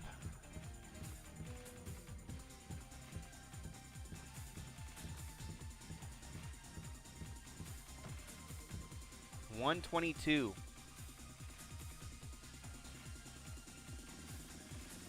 That was 36 laps, only 36 laps on that run. So with 42 remaining, it's a hard gamble. We knew it was possible that it was going to play out like this, and those that just pitted before on the undercut, they're going to be out here leading by a big advantage. But the other folks are going to be able to stretch it a little bit longer on their run. Definitely interesting.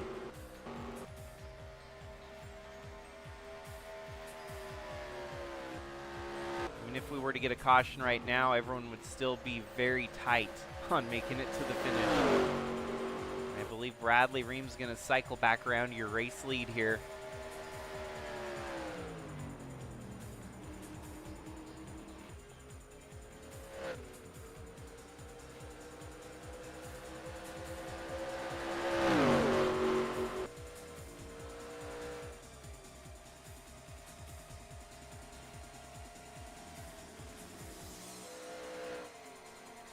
There you have it. Bradley Ream back to the lead with 41 laps left to go here. One more pit stop will be needed by your leaders here to make it to the finish. 39 cars left on the lead lap. Monty is trapped 2 laps down still. And no cautions to help get any of these drivers back on the lead lap. been clean and green for such a while here.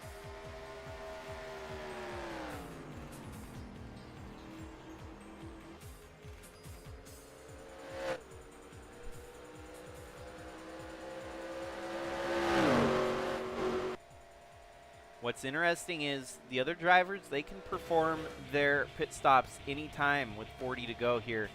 And it could get interesting if they decide to pit before anyone else and get back out there on fresh tires maybe halfway through this final run, knowing that everyone else will still have to pit one more time. So we'll see if there's anyone that tries to play that strategy into the mix, knowing that the race has stayed green for so long.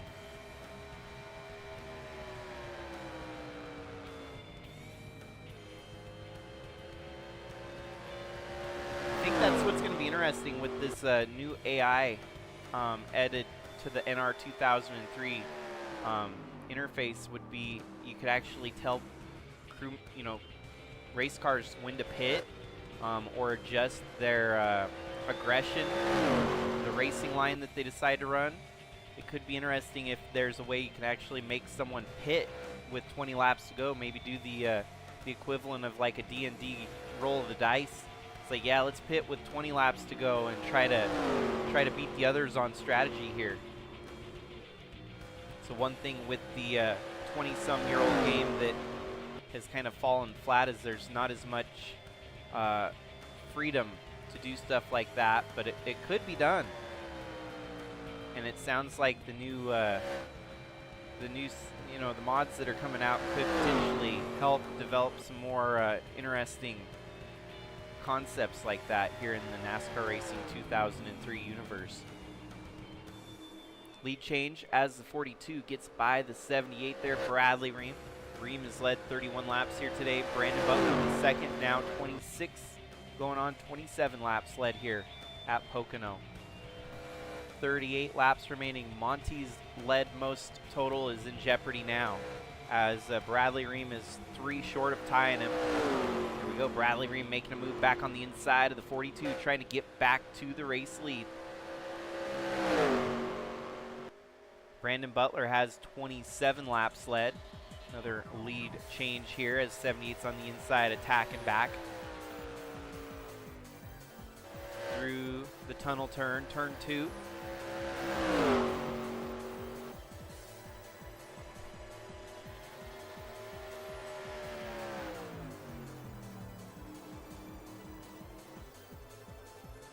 Yeah, the rest of the field desperately hoping for a caution to get things bunched back up.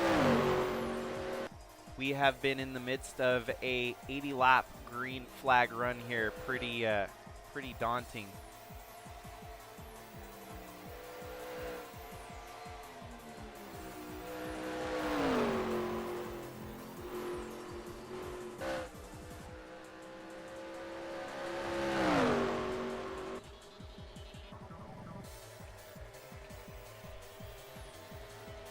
Be able to get this race in the books just south of the 3.5 hour mark, I feel.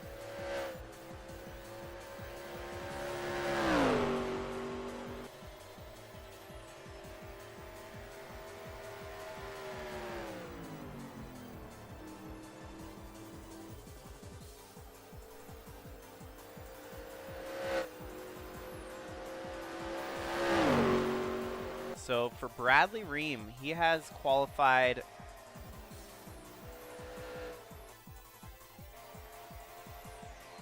in the field here today. He qualified all the way back in 21st. So from 21st to the race lead, he had to climb quite a ways to get up there. And he's up front leading all the laps here. He's going to be able to lead most laps with 2 more laps led here today. And he'll take that honor away from Monty Shangle, who'd had just a terrible, no good, bad luck break. It's almost cursed at this point.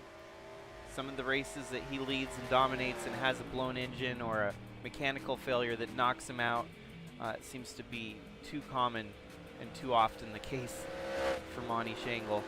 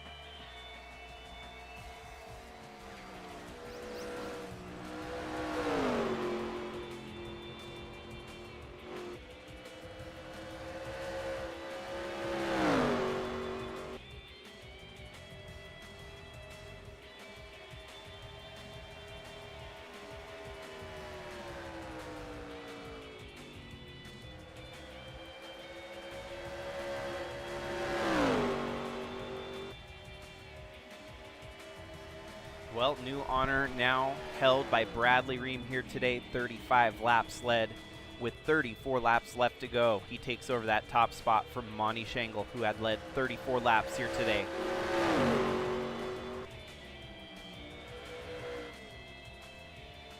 The rest, let's do a through the field here with 33 to go.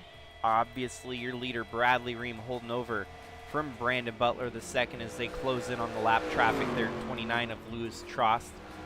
Third place, you have Taden Bergeron with a solid run. Points leader and trying to extend that points lead here today at Pocono. Fourth place belongs to Brian DeBlanc. Then it's Cooper Dwight and Chris Harvey with the top 10 at the moment. Braden Varga, Finley Herwig, Lynn Farrell, and Sebastian Galloway Jr. top 10. Then it is Shy Turtle, John Hagan, Santi Messi, and Jacob Shangle, your top 15, with Fireball Robert making up some ground, trying to make up for lost time here today, capitalizing on minimizing the points lost here to the points leader. Luis Rodriguez, Alex Crowther, Jimmy Logano, Tasha Wright, and Cannon Gage, with Ryan White rounding out your top 20. Then is Craig the Void and Tyler Shangle, Tom Cording, and Trevor Vaden. Tough break for Tom Cording. Had a great car, had some laps led here today, but has fallen back to 23rd and struggling to find traction to get back up to the front. Preston Kundo running in 26th, Chaz Chadwick 27th. Monty Shangle 44th, 2 laps down. And it's Ewan Wood Army, Lucas Holmes, and Al Bunch running in 30th. Tyler Aspinall, Kevin Xavier, Chad Hertenstein, Campbell Marsh, and Trevor Walker laps down in 41st. Liz Shangle, Carson Bowers, Tyler Landa, 38th place. 42nd is Rich Roy, lap down. Kellen Relic, lap down. 38th is Eli the Wolf. And there you have your leader back up to the front with Bradley Ream with 30 laps left to go.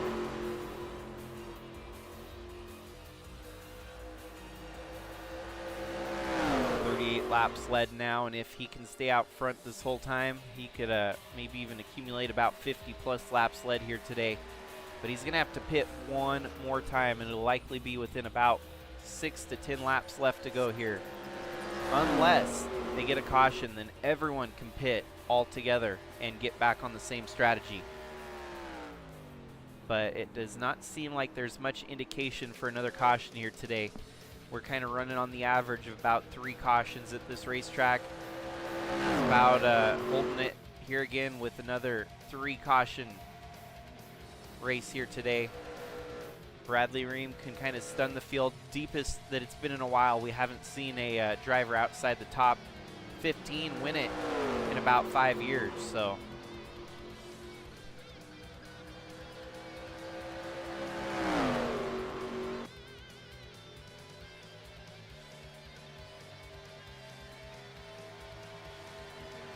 quite notably, in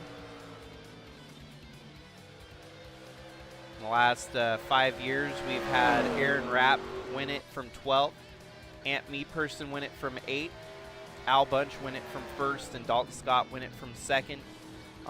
All the way back to Alexander Rossi in 2021, have we seen someone win it from 19th? And it was Aaron Rapp from 3rd. Alexander Rossi did it from 19th again in 2019. And then 2018 was from 12th with Marco Andretti. You have to look all the way back to 2016 where you had someone outside the top 20 win. And that was Ross Kenseth in 2016 winning it from 26th. So Bradley Ream would establish himself as a unique individual first driver to actually win it from 21st if he can get the job done here today.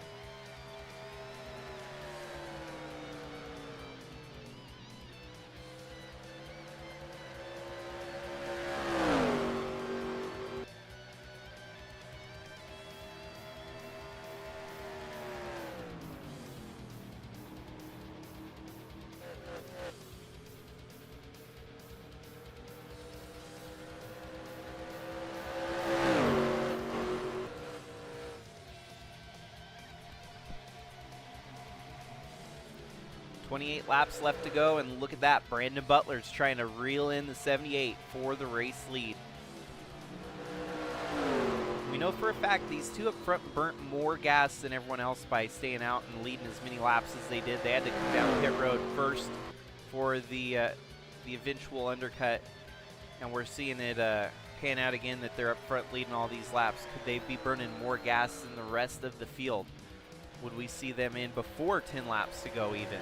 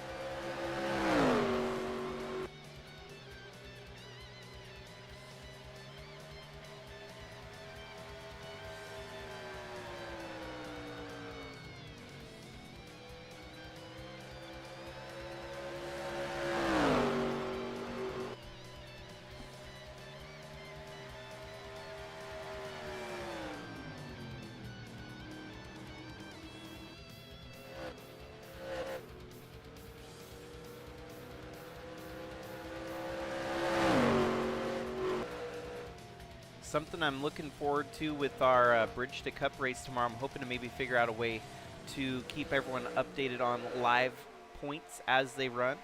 I got some ideas rolling around in my head figuring out how I can do this, but with the new ticker I think I'm going to be able to use other parts of our ticker a little differently. The new ticker is actually going to have the laps up above with the ticker rolling. We're going to have a standard horizontal ticker like we do now.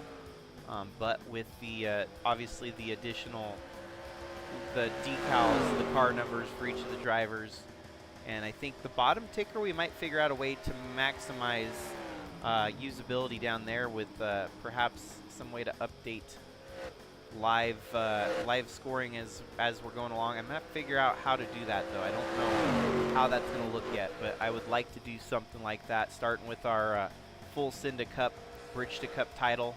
Race number 1 tomorrow from Meridian, Idaho. The 208, the Idaho 208, 208 laps at Meridian. Short track, bumping, banging, short track racing.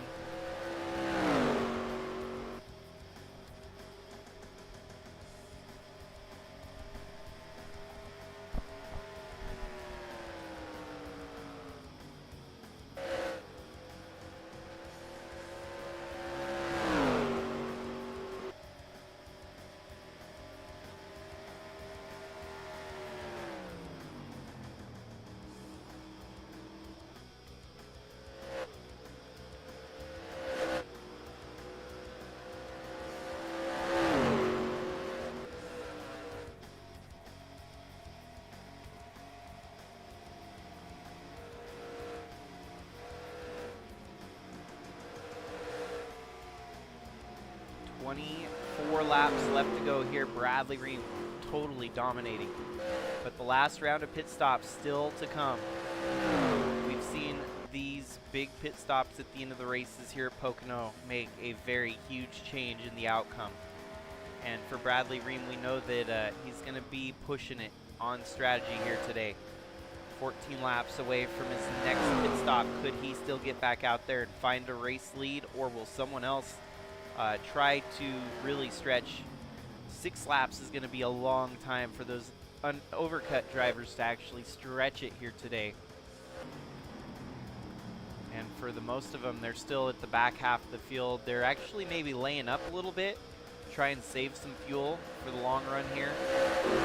Really the only one that looks like on the gas pedal, on the loud pedal, might be that 60 of Jacob Schengle, while the 68 of Finlay Herwig seems to be a little bit more reserved, maybe laying back, trying to save a little bit of fuel. Him and Sebastian both.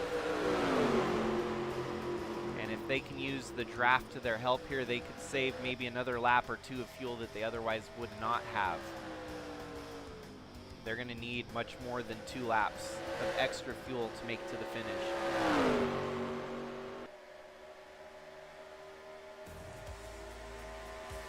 problem too is they've made their bed with that overcut strategy, meaning that if they don't see a caution here that could be beneficial, they're likely going to be on the short end of the stick unless they can somehow magically save 6 extra laps of fuel here today. In Pocono, it's not easy to save 1 lap of fuel. You're pretty much full throttle all the way down each of the straightaways. If you try to let up, it's hard to save. It's hard to maximize fuel efficiency here at Pocono. It functions like a road course, but has a lot less forgiveness than a road course would on your fuel mileage numbers. Road course, you can kind of adjust with braking different points and carrying the car's momentum, kind of like coasting through almost like hybrid power. But for Pocono, yeah, it's an oval still. It's got long straights. Actually, credited as the longest straight in NASCAR. Stretch 1 here, the first straightaway, is the longest. You might as well do some drag racing down the front stretch here.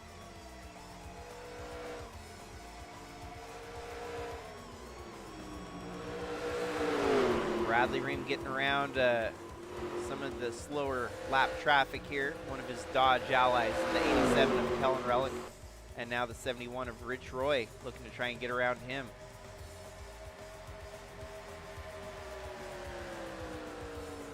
Still green, no cautions. 3 cautions here today, and we have gone basically 100 laps caution-free right now. Could we stretch it to 120 laps without a caution here at the end of the day? Lap 180, 20 laps to go, 10 laps short of the next round of pit stops here, more than likely.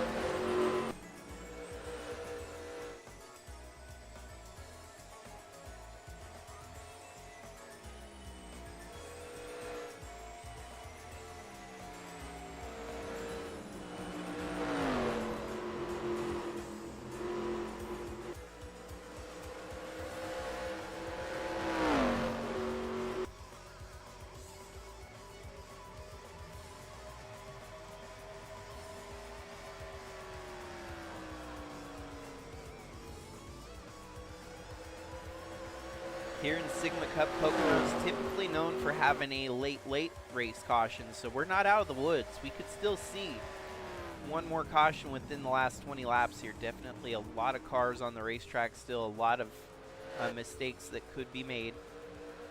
But at the moment, Bradley Ream has led 50 laps here today and counting.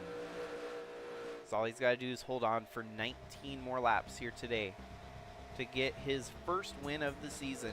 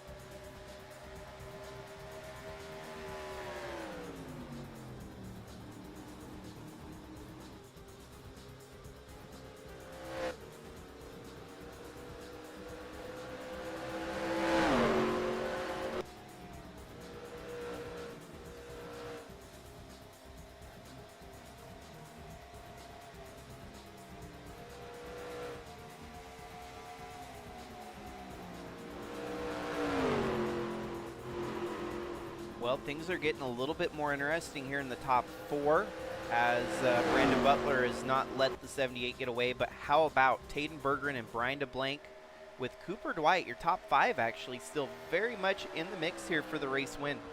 They're all going to have to pit again. Most guaranteed that they're going to have to pit again. The others, yeah, it's up in the air whether or not they're going to have any way to save enough fuel here today to stretch it or not. But it looks like Finley's kind of kicking it into overdrive here. He's gotten back up to 7th, kind of laid down for a little while, but he's figuring he's got to get going again, try and minimize the time lost in this fuel stint here.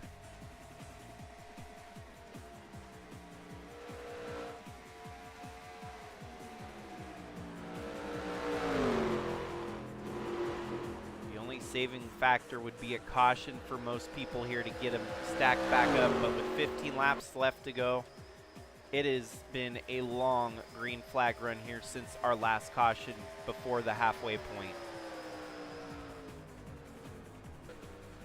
Bradley Ream has led 54 laps, still leading up front here.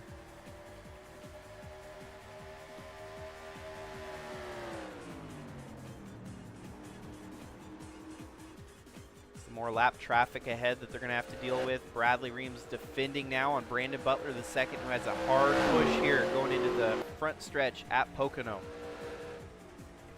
Top 5 you can throw underneath a blanket now as they're all right there in the mix. 3 Chevys, a Dodge, and a Genesis, part of your top 5 here. 2 teammates to each other, the 42 and the 43 for Burt Money Racing, as well as Railfan Motorsports leading the way here.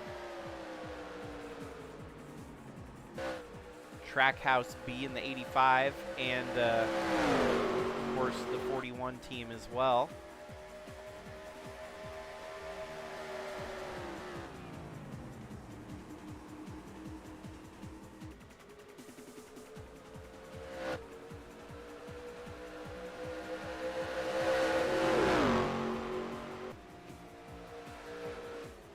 Driver in the 41 of Cooper Dwight.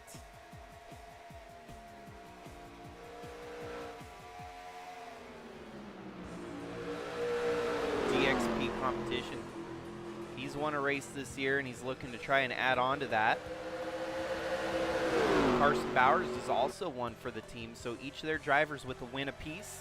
But now look at that, Taden Bergeron coming to the top, rising like cream up to the top of the kettle here. The 43 gets around the inside, the 78. Taden Bergeron waking up when it matters the most, right at the end with 13 laps left to go. But how long is he going to be able to stretch it here without making another pit stop before the end of the race? We'll have to keep our eyes peeled on anyone else making pit stops now as that window is wide open. Taden Bergeron back to the lead for first time in a while here. Takes it away from Bradley Ream. This is where you might as well throw out any lengthy strategies. I don't think saving fuel is the call here. You're going to have to go in and pit first. First one to pit, get back out there on fresh tires and burn those quick lap times. Could be the game winner here today. Whoever pits first is more than likely going to be the ones in position to win the race here. And we know that those pit stops are coming. There you go, your leader committing to pit road now with 12 laps to go. Kind of puts him in a bit of the danger zone. Him and his teammate along with Bradley Ream committing to pit road already. The rest of the folks deciding to stay out here, they've kind of made their bed. If they're going to stay out, they're going to try to stretch it as long as they can. 85's right there on the inside of Cooper Dwight for the race lead right now.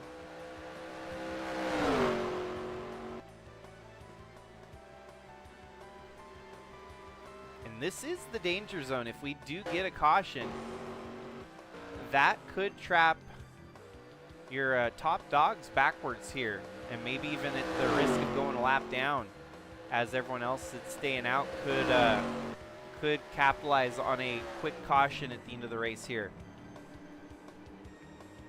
Staying green so far. Looks like the 85 and the 41 are going to stay out another lap. 19 not staying out any longer. He's going to come down pit road next, as well as the 69 of Lynn Farrell.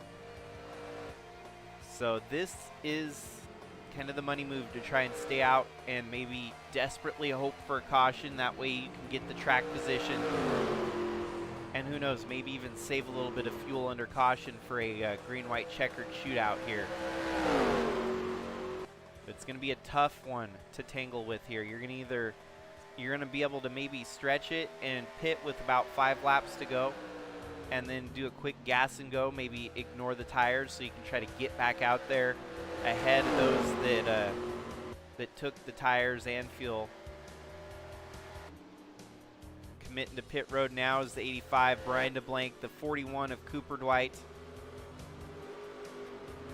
68's also committing to pit road, but staying out a little bit longer, the 60 of Jacob Shangle.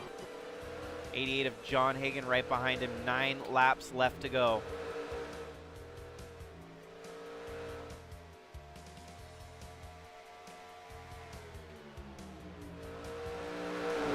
First lap led here today for Jacob Shangle in the 60, trying to go out on the regular season with a decent finish here today. Still no caution, 9 to go.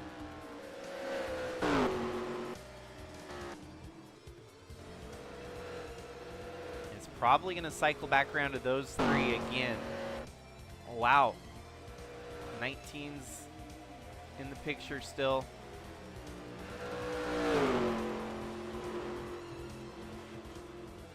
'78 going back for the lead with 8 laps remaining. Staying out a little bit longer, Jacob Shangle and John Hagan.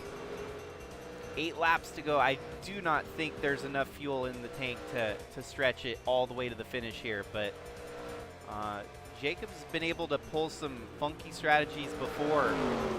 He came coasting across the start-finish line at Indianapolis one time with no fuel for a top 5 finish. So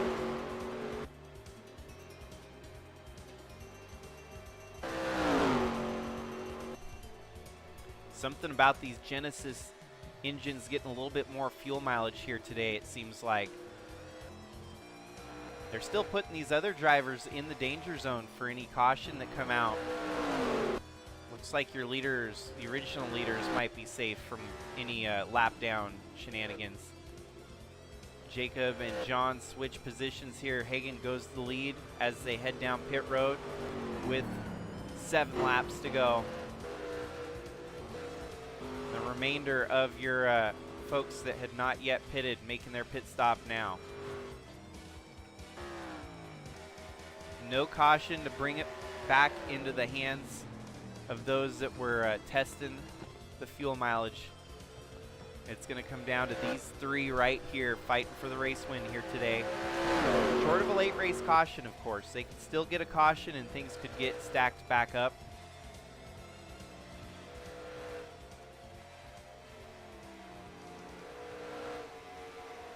And there could be a caution right there if the 94 gets in the way. Not bad. They get back in line right with the lap traffic.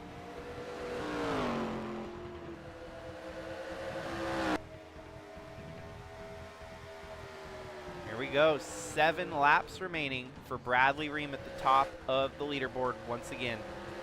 Burt Money Racing right there behind him, trying to lock out the rest of the podium.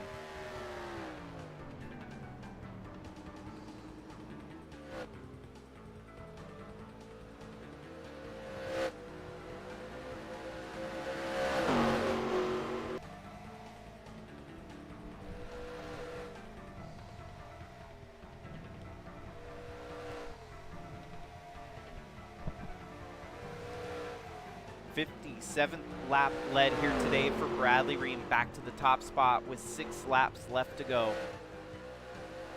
Taden Bergeron trying to make it back-to-back wins from Michigan to Pocono. And his teammate from 42nd settled into third right now. Could he still have something to show for the race win here at Pocono? The rest of the field, fourth on back, you have Brian DeBlanc running in fourth, Cooper Dwight in fifth, Chris Harvey in sixth. Seventh place for Finley Herwig, desperately hoping for a late race caution to get stacked back up, as he would have a good shot at it with some fresher tires. Lynn Farrell followed by Jacob Schenkel and Braden Varga. John Hagan in 11th, Santi Messi in 12th, and Sebastian Galloway Jr. 13th. There's a rivalry battle right there, if we haven't seen one yet today. Sebastian and Santi right there fighting for the top 15 positions. It'd definitely be a big grudge match between those two. Fireball Robert bringing home a top 15 along with Shy Turtle, but Cannon Gage wants to get up there and try to secure a top 15 stat here today.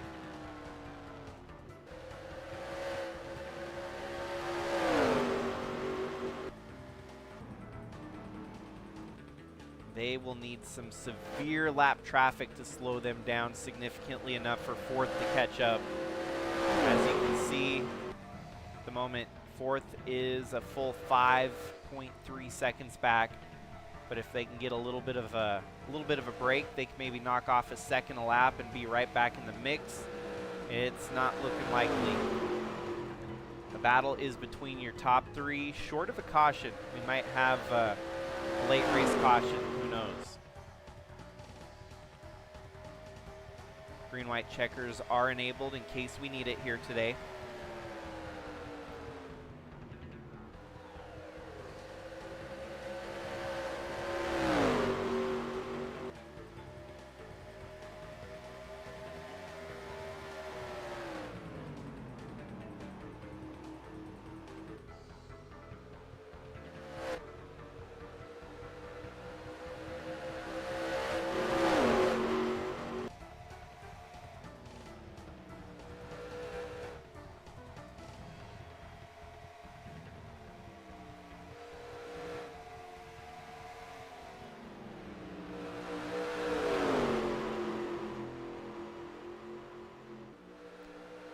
There we have a battle for the lead. Brewer, the 43 is right there knocking on the door. Taden Bergeron trying to close it out. Might as well start nicknaming him the closer, as he's figured out a way to win these races in the closing laps more recently than not. Be a tough pill to swallow for Bradley Ream leading all these laps here today to fall short. He's going to want to fight hard and keep that lead away from the 43 of Taden. Pair of drivers have definitely bumped elbows coming up the ladder, racing in the trucks together. At one point, even in not at the same time, they weren't in Bridgestone Cup together, but both these drivers have definitely left their presence climbing the ladder, proven that they belong here in the Cup Series. Bradley's going to defend for now, but he's getting held up by the lap traffic there of Tyler Landa in the 23. 2 laps remain. He needs to get around that 23 ASAP.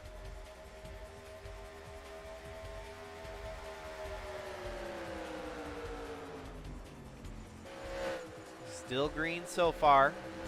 The white flag will signify the end of this race in regulation, or if we get a caution. In the meantime, we have overtime ready and waiting. Gonna have to go one more lap to see the white flag, though, this time with 2 left to go. 2.5 miles of mistake that could still unfold here to bring out a late race caution. You're looking 3 wide behind him almost. Good thing about the lap traffic, it's holding up his competition so that he can get a bit of an advantage and drive off here. Still staying green. Just a couple laps left to go here from Pocono. Bradley Ream, your race leader, looking to win race number 1 here in 2026. Was a solid contender last year and built quite the resume up in his rookie campaign. This year rolling in on his sophomore season, team owner in the 78 there for Railfan Motorsports. He's trying to keep the momentum that he had from last year rolling this year. Pretty crazy to have a winless streak this deep in the field. Now white flag waves, it'll be an official race. One more lap left to go here today from Pocono. And so for Bradley Ream winning as many races as he did last year and coming down to the, right down to the wire for the title hunt, it's kind of surprising not to see him win a race yet this season through the regular season 30. And he's going to try to make up for that here today in Pocono. The only car in the top 10 without a race win here in 2026. That could change within the next half a lap, as he's got to hold off the hard charging 42 and 43. This is a big pivotal statement win if he can hold off the two best. They've been doing it all year, winning and charging to the front. Coming out of turn 3 for the last time here today, Bradley Ream looking to secure race win number 1, and he's going to do that just as easy as that. Checkered flag waves, leading 64 laps en route to his first win here this season. Big win for the Railfan Motorsports owner. 78 machine gets the job done. Stellar race. He earned that one here today, leading all those laps, fighting back through a lot. And he sealed the deal over the two toughest contenders this year, the 42 of Brandon Butler II and Tadenberger, your points leader. Get tired of hearing that because he is the points leader and it hasn't gone away for quite some time. Bringing home a top 5, Brian DeBlanc trying to make up for a tough season with a 4th here at Pocono. Cooper White 5th. 6th place, Chris Harvey. 7th, Finley Herwig. It's 8th, Jacob Shangle. 9th, Lynn Farrell. 10th place, John Hagan. Santi Messi bested his rival there. 11th over Sebastian Galloway Jr. in 12th. Braden Varga, Shy Turtle, and Cannon Gage secures that top 15 here today over Fireball Robert, who's 2nd in the points. Ryan White, Tom Cording, Alex Crowther, Monty Shangle led all those laps to come 2 laps down in 42nd with a brake failure. Tasha Wright, Jimmy Logano, and the rest of the field as we skim through the back end of the field here. Al Bunch with a 28th did not back up his win from 2 years ago. Liz Shangle, winner at this track twice, bringing it home 35th here today. Not a great showing for her either. But how exciting. Another winner this year. 18 different winners here in this season of Sigma Cup. Pretty awesome. Race number 30. We have 14 races left. And that'll be come September when we get back into the racing action for the double point stretch of the season. So race 30 in the books here from Pocono. The final cut has come to a close. Bradley Ream, your new winner here in 2026.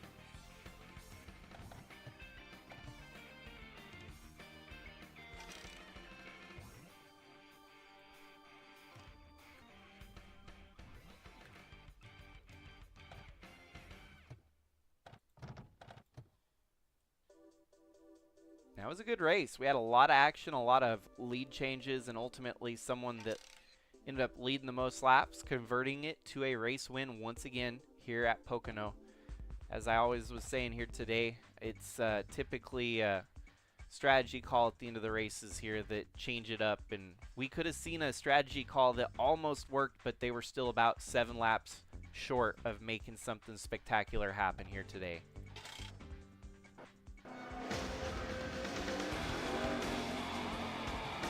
Did you have any ignition problems? Breaking through and getting the job done. Bradley Ream gets it here today at Pocono.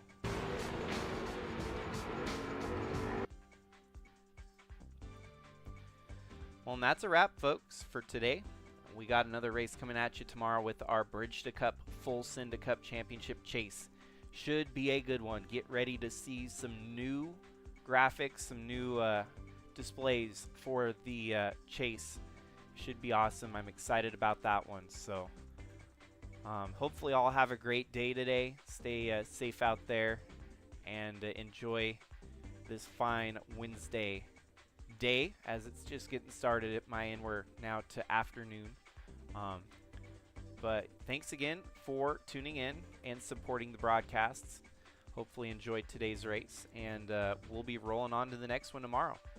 Stay safe, have a great day, and we'll see you in the next stream. This is Jakester